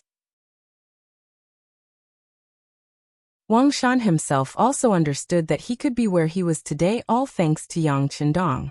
He only needed to do things well, and his status would be stable. He nodded heavily. Young master, please rest assured that no one else will know about this. Wang Shan was able to address Yang Qindong as the young master, just like the servants. This showed how much Wang Shan was valued. Wang Shan took his leave, leaving Yang Qindong alone in the palace study. He sighed. Some things did develop beyond his expectations. He had thought that someone would betray him. After all, when one's status was high and one's vision was broadened, one would have the motivation and ideas to move up. However, when something really happened, and the person who betrayed him was someone he trusted very much, Yang Qindong still felt very uncomfortable. He did not know how long he had been sitting there. All kinds of memories and pasts between Yang Qindong and Yang Lu flashed through his mind. It was not until Hu Yan appeared in the study and brought a bowl of lotus seed soup in front of him that Yang Qindong came back to his senses. He smiled apologetically. Look, I made you worry again. No, I just wanted to see you. Don't think too much about it. We've already gotten enough. Even if we stop now, we won't have any regrets. Hu Yan walked behind Yang Qindong with a smile and gently massaged his shoulders. Feeling the care and gentleness, Yang Qindong reached out and patted Hu Yan's arm. Good optimistic spirit. Take it easy, take it easy. Ha ha ha. At this moment, Yang Qindong's mood seemed to be much better. In contrast, Yang Lu outside the small courtyard of the palace was very proud. As he expected, although when Jing had gone back, he had already convinced Yang. If the plan went smoothly, there should be a result soon. And he just needed to push the boat along. Yang Ying, you can go and do that thing now. This little one understands. Yang Ying nodded in agreement, then turned and left. On the surface, after the Southern Ming Kingdom's observation team left, Qiqian City became stable again. But in fact, there was an undercurrent surging, and a conspiracy was shrouding Yang Chendong's head. 2 days later, Yang Yang went straight to the palace. His face was full of joy, as if he had done something great. On the same day, Beta Persei's mother-in-law, Batama, suddenly entered Yang Xie First Hospital because of a serious illness. As the son-in-law, Beta Persei naturally had to perform well. He had already applied for 10 days of leave from Yang Chendong to serve his mother-in-law. In the palace, Yang Chendong saw Yang Chendong and said, "Fourth brother, it's done. I have already discussed with the commander of the Southern Ming Brocade Guards, Wen Jing. As long as you, Bugnam of Gojoseon, are willing to admit it personally to the other party, and Chao Jixiang is willing to submit to Yang Xie, he will bring all the Brocade Guards. Anyway, at that time, they will control the Southern Ming Palace. As long as my army arrives, we can take over the entire Southern Ming Kingdom with the smallest price." Looking at Yang Chendong's happy expression, Yang Chendong smiled. "Fourth brother, how did you discuss it?" "Oh, it's like this." Yang Chendong explained the plan that they had discussed. After an hour, Yang Chendong understood everything. After hesitating for a moment, he said, "Okay, this prince agrees. I will meet with Chao Jixiang outside the Wenzhou port. At that time, this prince will personally promise that as long as Chao Jixiang is willing to help me, Yang Xie, not only will he not be punished, he will also be rewarded greatly." Yang Chendong was very happy when he saw that Yang Chendong had agreed. "That's great. However, fourth brother, you must remember that in order to prevent the news from leaking out, you must not bring too many troops. It will not be good if the news is leaked." Is this fourth brother's idea or their idea?" Yang Chendong asked after hearing this. However, his heart was beating very fast because if this was his fourth brother's idea, then he could not help but suspect whether Yang Yang was also involved. Fortunately, Yang Yang quickly gave the answer. "Of course it is Chao Jixiang's idea. He is afraid that the news will be leaked. When that time comes, Ingzong will be prepared, and he will not be able to complete his mission of controlling the imperial palace. Of course, with fourth brother's current status, even if he cannot bring too many people, he will still be accompanied by the Black Cavalry. After all, one must always be vigilant." Hearing Yang Chendong say this, Yang Chendong was finally able to relax. He nodded and said, "Okay, fourth brother. I understand the matter, and I also agree. Next, you all can set a time together. When there is an accurate time, just inform sixth brother."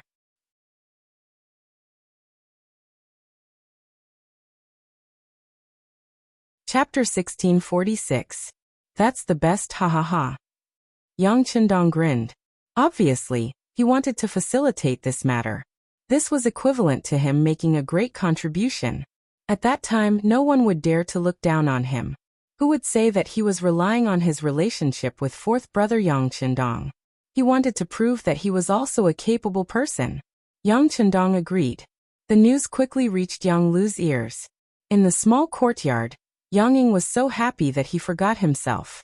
After all, after so many years of hiding, there was finally a conclusion to this matter. He felt that the burden on his shoulders was a lot lighter. Yang Lu, on the other hand, frowned in joy. "Yang Ying, why do you think he agreed so readily? Is there a trap in this?" "How can that be? Master has been hiding it very well. Besides, this matter was facilitated by Yang Yang. We didn't even show our faces. Even if there is suspicion, it won't fall on us. Master, you have to hurry up. It's best if you can fight to go to the sea with him. This way, our chances of winning will be higher," Yang Ying said without any doubts. "That's right." Yang Lu nodded. He felt that Yang Ying's words were very reasonable. He immediately put down the doubts in his heart and said, "This problem is not difficult. Right now, only Beta Persei, Yang Wu and I are in Qiqian City. Yang Wu has to guard the palace and keep an eye on the officials in Qiqian City. Beta Persei also has to keep an eye on the hospital. With Yang Chendong's habit of sympathizing with his subordinates, he most likely won't bring him this time. So other than me, who else is more suitable?" After this analysis, Yang also felt that this was the truth. He immediately said, "Then I have to congratulate Master. I'm afraid that it won't be long before this little one will call Master King." Ha ha ha, well said, well said.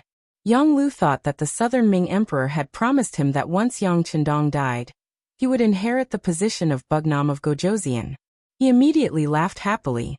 At this moment, Yang Chendong had already agreed to meet Chao Jixiang in private. The meeting at sea seemed fair to everyone, but Yang Chendong knew that there was a great conspiracy behind this seemingly fair meeting. If it was just him alone, he wouldn't be afraid of any conspiracy. It was still the same sentence, with Datsong in hand. As long as they didn't kill him immediately, it would be impossible for them to kill him. But this time, he was not alone. There were many black cavalry following him. He could not leave his brothers to the side. That would be irresponsible. If he did not bring the black cavalry with him, it would definitely arouse suspicion. In this case, it was necessary to make some preparations in advance. So he went to the Navy headquarters. Deputy Commander Gao Xiong had already left with the Navy, and not long ago, he sent a report of victory. In front of the leading ships of this world, whether it was speed or firepower, they were several times stronger than the other side. The expansion of the Navy can be said to be very smooth. With the cooperation of the Navy's Cold Vanguard Division, so far, they haven't encountered any difficult bones. Yang Chendong even knew that even in the future, when the Yangtze Navy enters the Western Europe, there won't be any decent opponents. At this time, the West was far from being as developed as the future. There were even many places that didn't have their own civilization, let alone technology. With this opportunity, Yangtze can really unify the West. Otherwise, once they really start to rise, even if they send several times more troops, it will be difficult to accomplish. It can be said that now is the best time. Yang Chendong came to the Navy headquarters. Of course, he didn't ask about the Navy's overseas expeditions.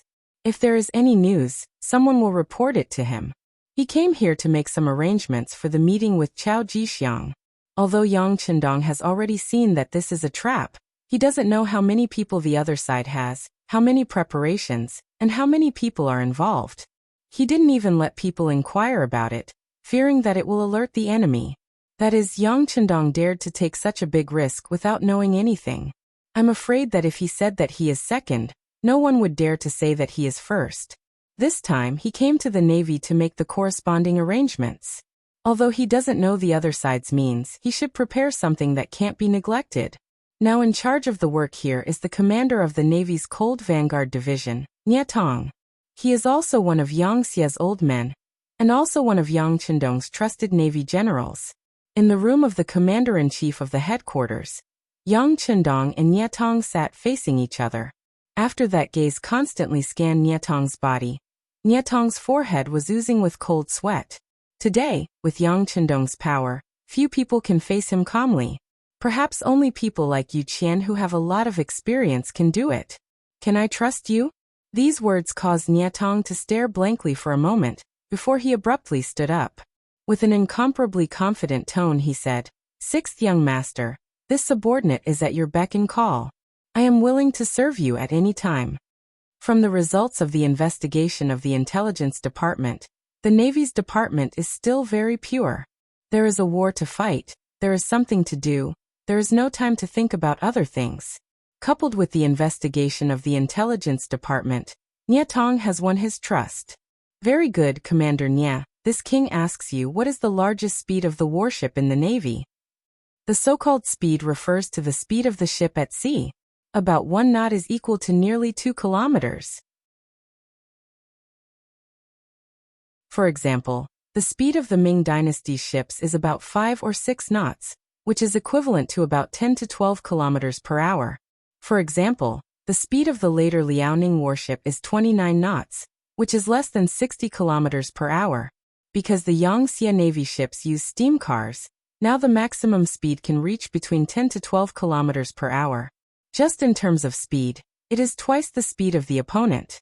Reporting to the 6th young master, the Navy dock has 10 5th-level warships, 30 4th-level warships, hundreds of 3rd-level warships, and other 2nd-level and 1st-level warships. The third level and above warships have reached a speed of more than 10 knots. In these years, the Navy's warships have been developed. In the past, only the commander-level commanders can command 5th-level warships.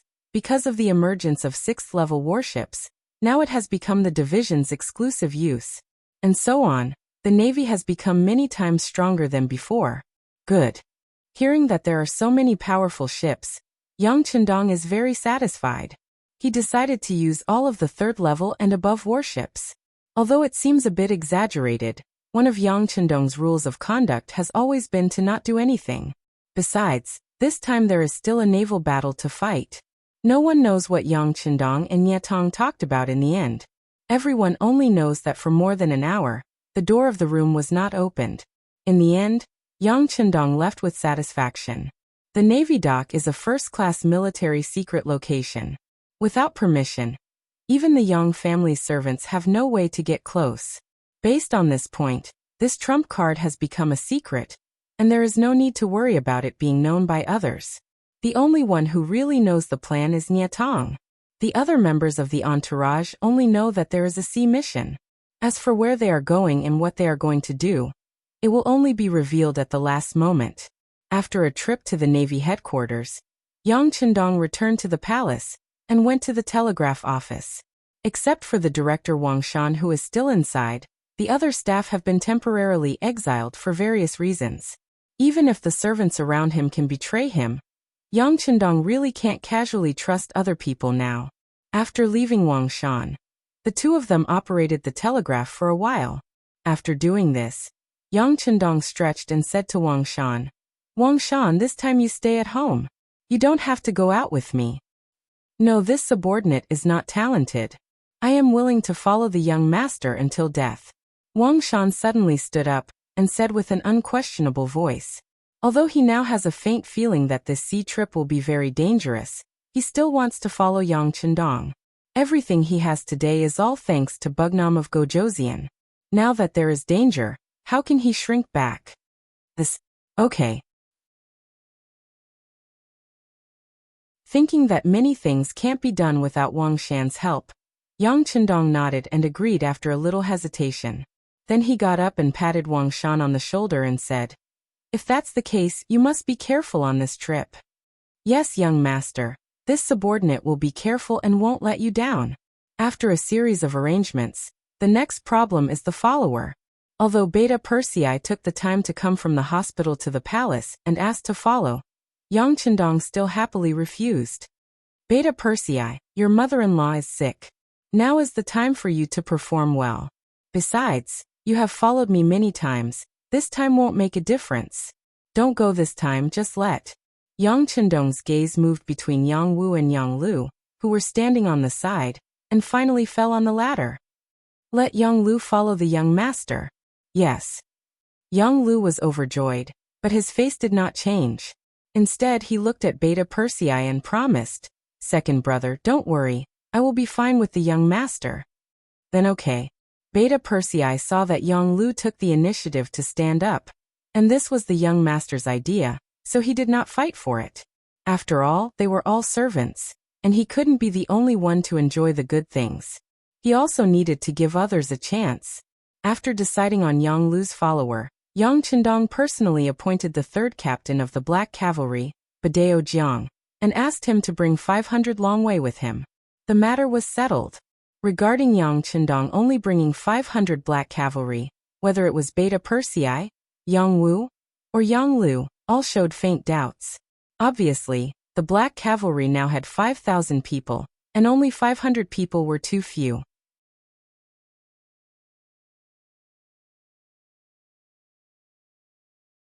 Chapter 1647. Quite a lot. Yang Chendong chuckled. The last time we went to Yunnan, we only had 500 Black Cavalry, and there were no problems. Not to mention that this time, other than the Black Cavalry, we also have the Cold Vanguard Army. Oh right, Yang Lu, go back to the Navy headquarters and look for Commander Niatong, to see who is suitable to accompany us.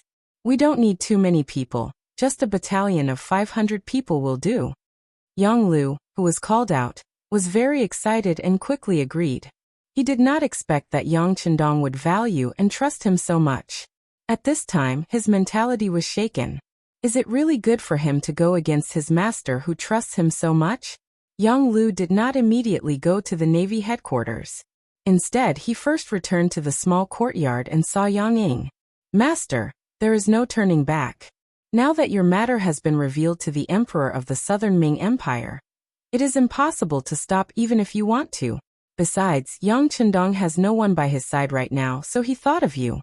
Once the problem with Beta Persei is solved, I'm afraid he will kick you aside. Do you want to endure it again?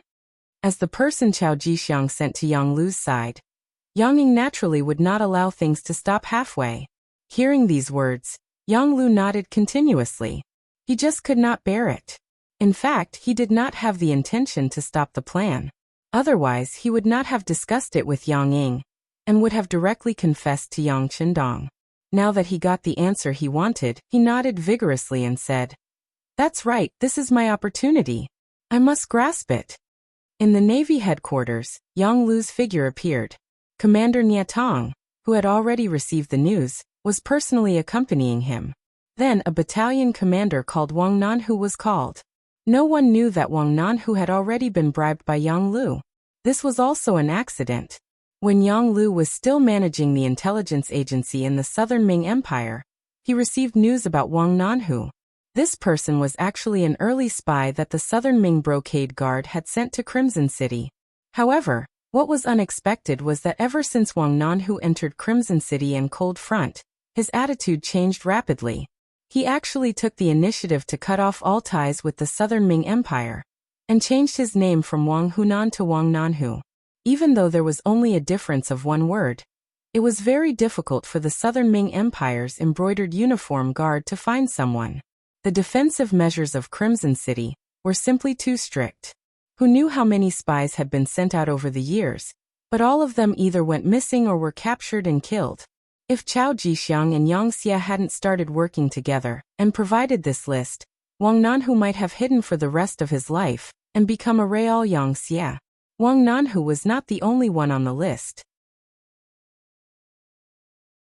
There were many others.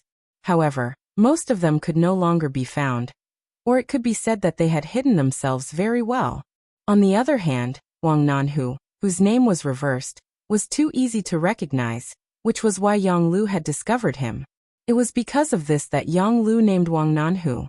Niatong had already received Yang Chendong's secret order to fully cooperate with Yang Lu's actions. Of course, he wouldn't stop him and agreed. After that, Wang Nanhu went to Yang Lu's small courtyard to report. Wang Nanhu didn't know that his identity had been exposed.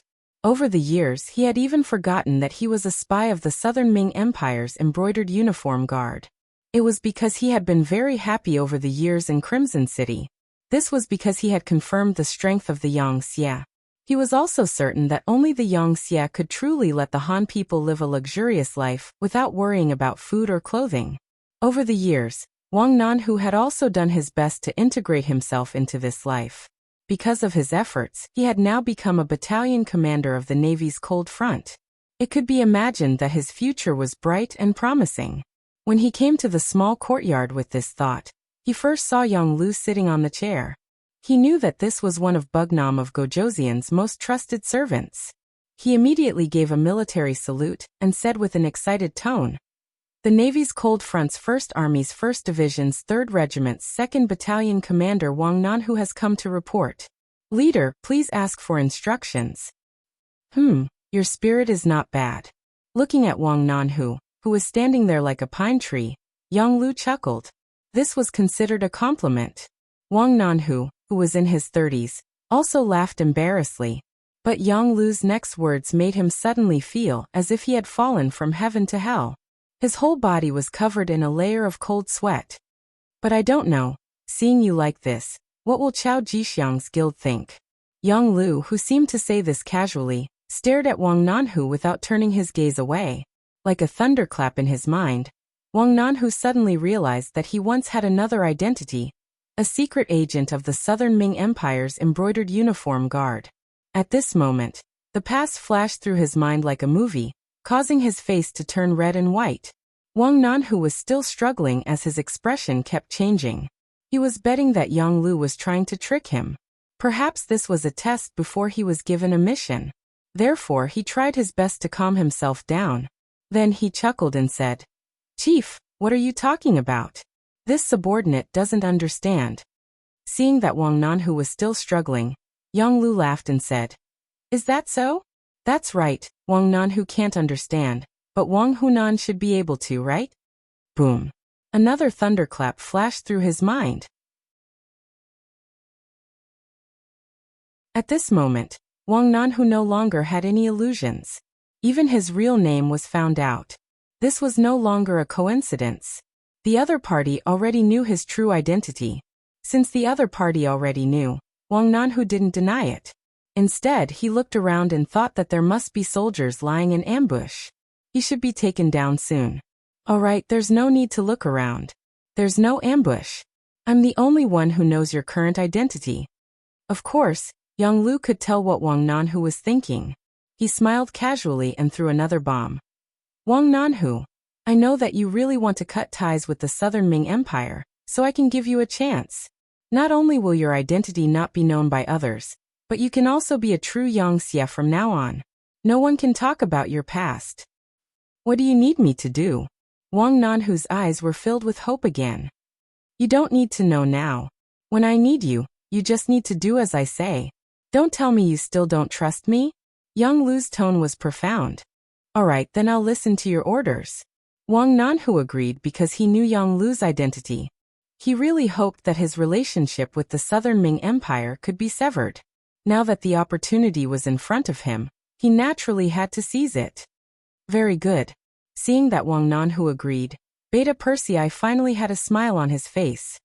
"Next, gather your battalion and prepare to follow Bugnam of Gojoseon to carry out missions. Remember, you have to listen to my orders. You only have one chance to perform. If you don't seize it, don't blame others.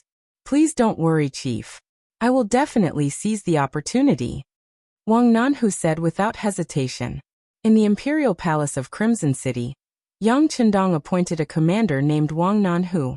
When Yang Chendong heard this, he didn't say anything. He didn't even send people to investigate. He wanted to see how Yang Lu, whom he had groomed, was going to deal with him. And just in case, after all, there was no absolute victory or defeat in war. So using the remaining 3 days, Yang Chendong separately found the deputy commander of the army, Lung Song, and the commander of the navy, Nye Tong, and announced the establishment of the military committee to them. The military committee, also known as the military committee, was equivalent to the cabinet of the civil officials. The members were initially decided to be 5 people. They were responsible for military affairs. The person directly in charge was himself, and the second in charge was Crown Prince Yang Bo. In other words, if something happened to him, or if something urgent happened and he couldn't be contacted, Yang Bo would be in charge of military affairs. At that time, even the cabinet had no right to interfere with military affairs. When Yang Chendong took Yang Bo's hand and announced in the army headquarters, the first batch of military committee members were Tiger's Mane, Lung Song, Gao Xiong, Tian Yu and Tian Hu. Deputy Commander Lung Song then sent Yang Chendong and his son out of the army headquarters. When the two of them arrived at the main street, Yang Bo said thoughtfully, "Father, are you leaving Crimson City again?" "Yes." Yang Chendong didn't intend to hide it from Yang Bo. As his eldest son grew up, there were some things he needed to know. "Father, is it very dangerous this time?" Yang Bo raised his head. His voice was still a little immature as he looked at Yang Chendong and asked again. Yang Chendong didn't expect his son to have such observation and perception at the age of 11. He was very pleased. "Yes, it is a little dangerous, but fortunately, everything is under father's control." "Then I'm relieved." A sincere smile appeared on Yang Bo's face. Looking at Yang Bo's adult-like appearance, Yang Chendong smiled and patted Yang Bo's head. He said, "Boer, remember, as a king, you have to trust your subjects, but you also have to be careful. You also need to have your own judgment and not be swayed by others. Because of the difference in status, they might not really think about you. As long as you think it's right, just do it." "Yes, I'll remember." With Yang Bo's comprehension ability, he naturally couldn't understand everything, but this didn't stop him from remembering it and slowly understanding it when he returned. After the cabinet, the military committee was also established. Just like that, Yang Xie's two major institutions began to operate. Yang Chendong could also put down his burden and do what he should do.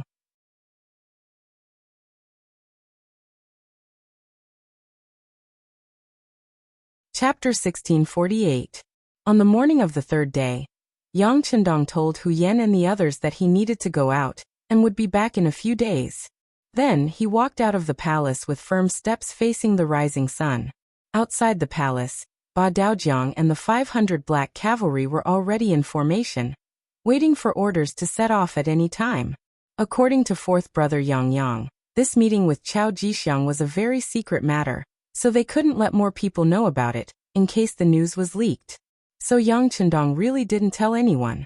Of course, this wasn't because he believed these words, but because he didn't need to let others worry. On the new pier of Crimson City, Yang Yang and Yang Lu were already waiting. Battalion Commander Wang Nanhu was also waiting with 500 cold vanguard soldiers armed with live ammunition. Fourth brother. Young master. Greetings Wu King Nan. All sorts of greetings followed.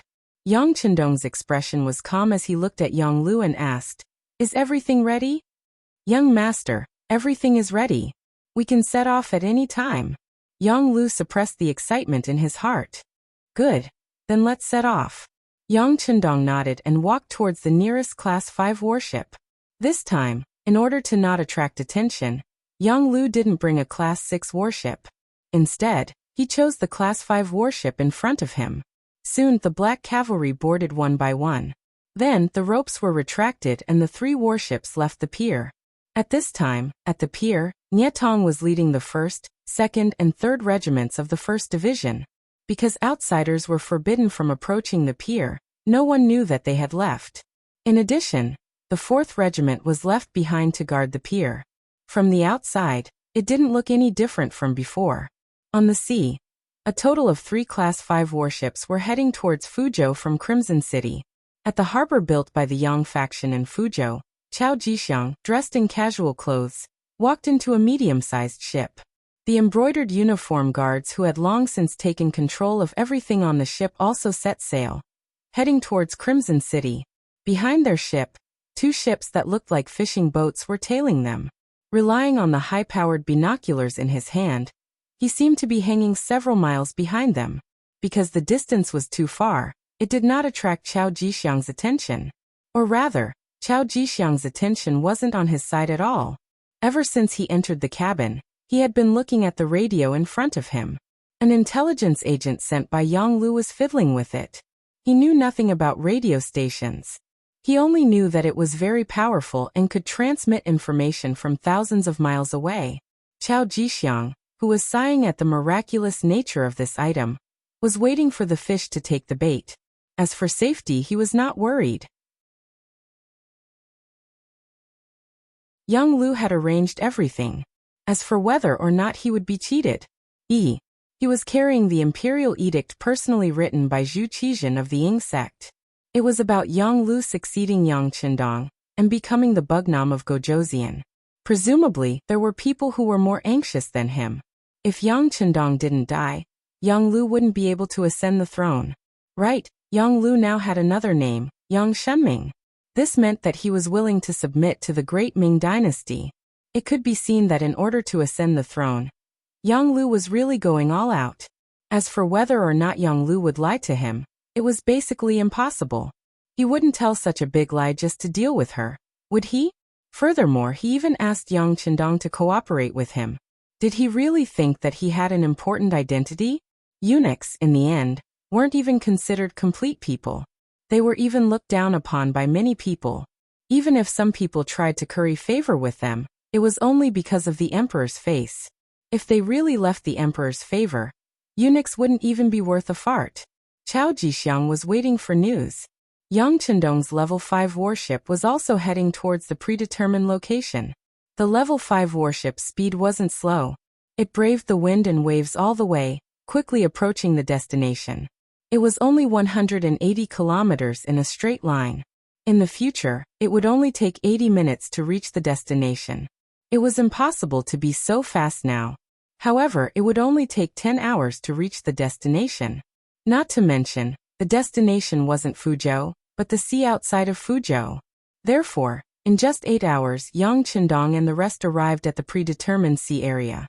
During the journey, Yang Qindong sat in the main cabin and was playing Go with Yang Yang.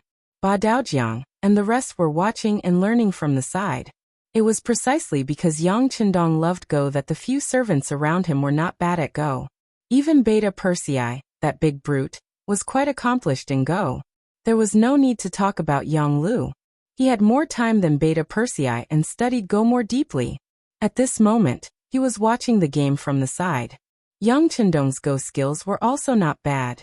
After coming to the southern Ming dynasty, he had looked for others to specially learn from him. However, when facing Yang Qindong, he still felt a lot of pressure. After all, after having Datsang, Yang Qindong had already changed. He learned everything quickly and was more proficient in it. Compared to the game of Go in the main cabin, outside the cabin, Yang Ying was talking to Battalion Commander Wang Nanhu. Battalion Commander Wang, we are about to reach our destination. In a while, everything will be done according to my instructions. Understand? Yes. Yang Lu had already introduced Yang Ying to Wang Nanhu and told him to listen to this person's orders. Therefore, at this moment, Battalion Commander Wang did not know what was going to happen next. He also did not know that he was now helping someone to deal with Bugnam of Gojoseon. All right, bring your men to the bow of the ship to check. Leave the safety of this place to our men. Yang Ying said casually. Yes.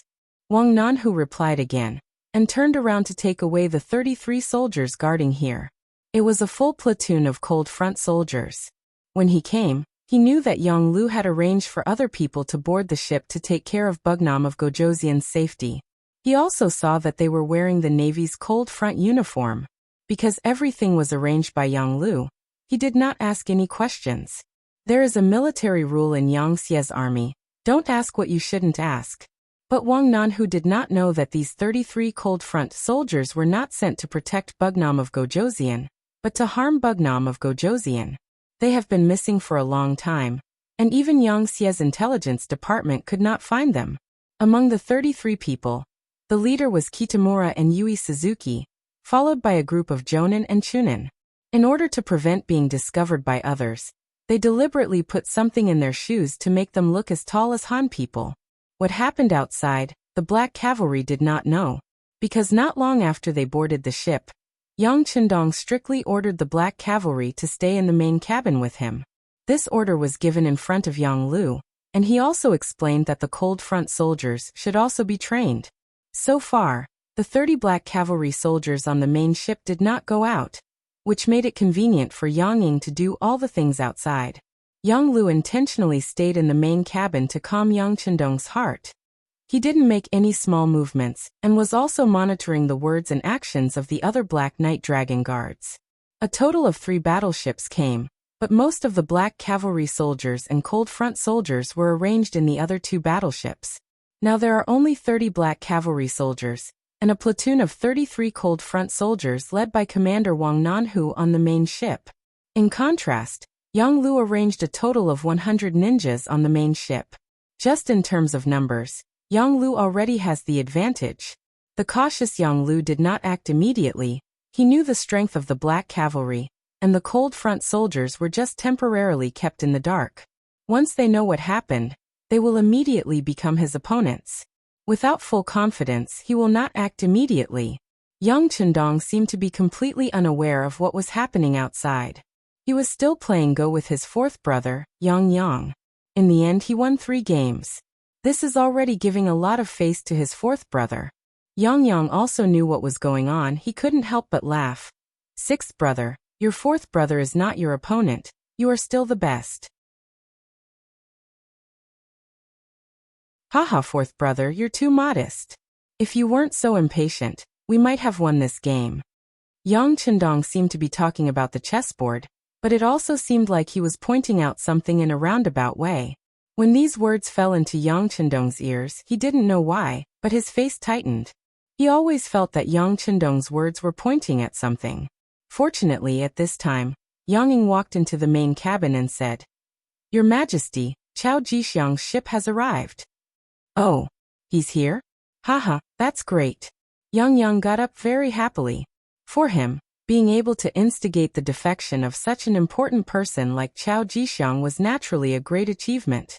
He could finally use practical actions to get rid of his status as Yang Chendong's fourth brother. For him to be where he was today, he also had real ability. "Yang Lu Badaojiang, you go out and take a look." Yang Chendong didn't get up. With his current status, perhaps if Zhu Qizhen came, he would only go out and welcome him. After all, it was just a eunuch, it was really nothing. Yang Lu and Badaojiang nodded in unison, then went out of the main cabin with Yang Yang. As expected, they saw a small boat sailing over.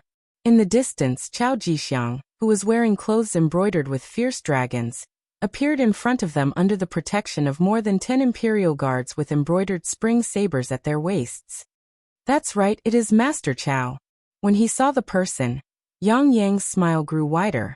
Although Badaojiang had never seen the real person, he had seen many portraits in the past.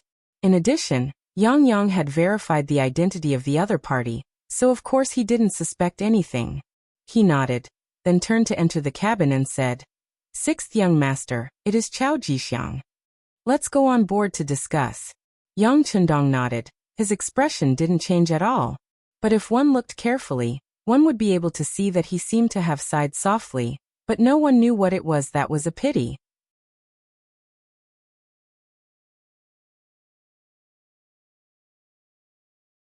Chapter 1649. A spiral staircase was set up on the ship to guide Chao Jixiang and the others onto the ship. The moment their bodies crossed, Chao Jixiang's gaze landed on Yang Lu. When he saw Yang Lu nod casually, a smile appeared on his face, and he seemed to straighten his back even more.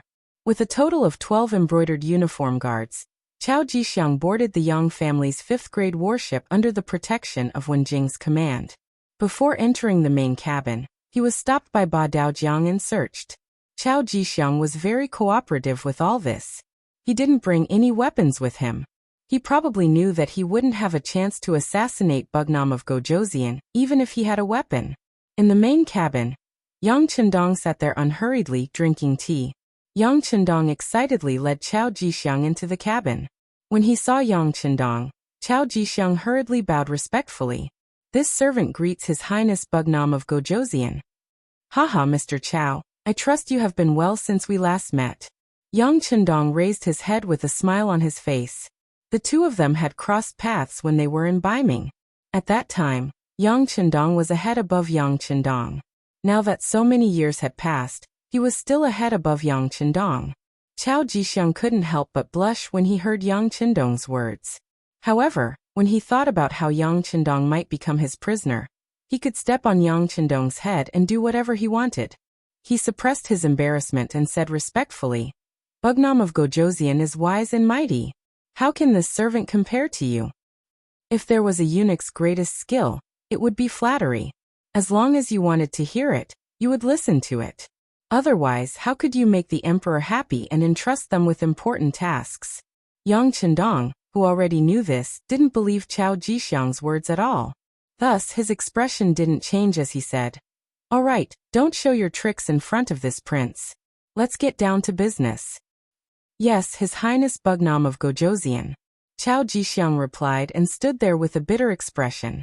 Chao Jixiang originally wanted to sit down and speak, but Yang Chendong didn't say anything. Naturally, he didn't dare to overstep his boundaries.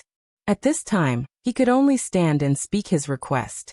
Among them, he emphasized how his brothers from the embroidered uniform guards would be placed if they joined Yang Xie. It could be seen that Chao Jixiang was well prepared. After he spoke, he didn't have any intention of stopping. He spoke one sentence after another, quickly attracting everyone's attention. At this time, no one noticed that Yang Lu had already left the main cabin. He looked at Yang Ying standing outside and nodded lightly.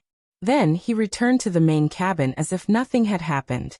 After receiving the signal, Yang Ying immediately waved at Bei Muraku and Yu Suzuki, who were standing outside the main cabin. The two figures quickly left. After a dozen breaths of time, a fragrance drifted with the wind and enveloped the Class 5 warship. All of this was done unknowingly, without attracting anyone's attention. In the main cabin, Chao Jixiang hurriedly spoke for nearly half an hour. Finally, he said, "All embroidered uniform guards will replace the Black Cavalry and be responsible for Bugnam of Gojoseon's safety. Bugnam of Gojoseon will be under the protection of our embroidered uniform guards, and head to Beiming to ask for forgiveness from the emperor." Everything was fine before, and Chao Jixiang's attitude was also very humble. However, all of a sudden, the topic changed, causing everyone to be shocked. Especially Yang Yang, who was the middleman. His expression changed greatly. He looked at Chao Jixiang and said, "Master Chao, what are you talking about? Are you crazy?" "Crazy? Ha ha ha, you're the ones who are crazy. As subjects of the great Ming Dynasty, you don't want to serve the emperor. You actually want to rebel and change the dynasty.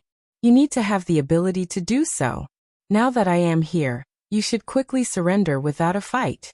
Chao Jixiang's previous submissive attitude was replaced by a maniacal laugh. "You're courting death." Ba Daojiang saw that someone was being impudent in front of the sixth young master. How could he let it go? He immediately reached for his waist and pulled out his blade. Then a loud bang sounded, causing everyone in the main cabin to be shocked. For some reason, Ba Daojiang fell to the ground. His entire body was as soft as noodles. No matter how hard he tried, he couldn't muster up any strength. The sudden change caused the other Black Cavalry soldiers to turn pale with fright. They immediately pulled out their blades. As they exerted their strength, the figures fell to the ground one by one. Needless to say, the situation at this moment was no different from Ba Daojiang's. "What's going on? Guards, come and protect the emperor." Everything in front of him shocked Yang Yang. When he came back to his senses, he immediately shouted. Then, the sound of footsteps came from outside the main cabin. Battalion Commander Wang Nanhu led a platoon of Black Cavalry soldiers and rushed over after hearing the shout. When they rushed to the door of the main cabin, because they used too much strength, they couldn't stop in time and crashed into each other. More than 30 people fell to the ground. Even the 95 style in their hands were thrown to the ground. No one had the strength to hold a firearm in their hands. The Black Cavalry soldiers were hit, and so were the Cold Vanguard soldiers. Everything happened so suddenly that Yang Yang reached for his waist in shock. But when he exerted his strength, he felt dizzy. He felt as if all the strength in his body had been sucked out, and he fell to the ground with a thump. Everyone who made a move fell to the ground at this moment, unable to get up. On the contrary, Yang Lu and Chao Jixiang, who had been standing there without moving, were fine. They just looked at everything coldly. The sound of footsteps came again, and another group of people rushed in from outside the main cabin. Unlike Ba Daojiang and Wang Nanhu, these people didn't lose their strength. Yang Ying, who was at the front of the pack, was holding a porcelain bottle in his hand. He was the first to arrive before Yang Lu. "Master, this is the antidote for the bone-softening powder. Take it quickly," he said to Yang Lu with a fawning expression, and poured out a small black pill from the porcelain bottle. "Okay, give Chao Jixiang one too." Yang Lu took the pill and swallowed it, and spoke to Chao Jixiang in a fawning manner, just like how Yang Ying spoke to him. Yang Yang, Ba Daojiang, Wang Nanhu, and the others clearly saw what was happening in front of them. In exchange, they were shocked.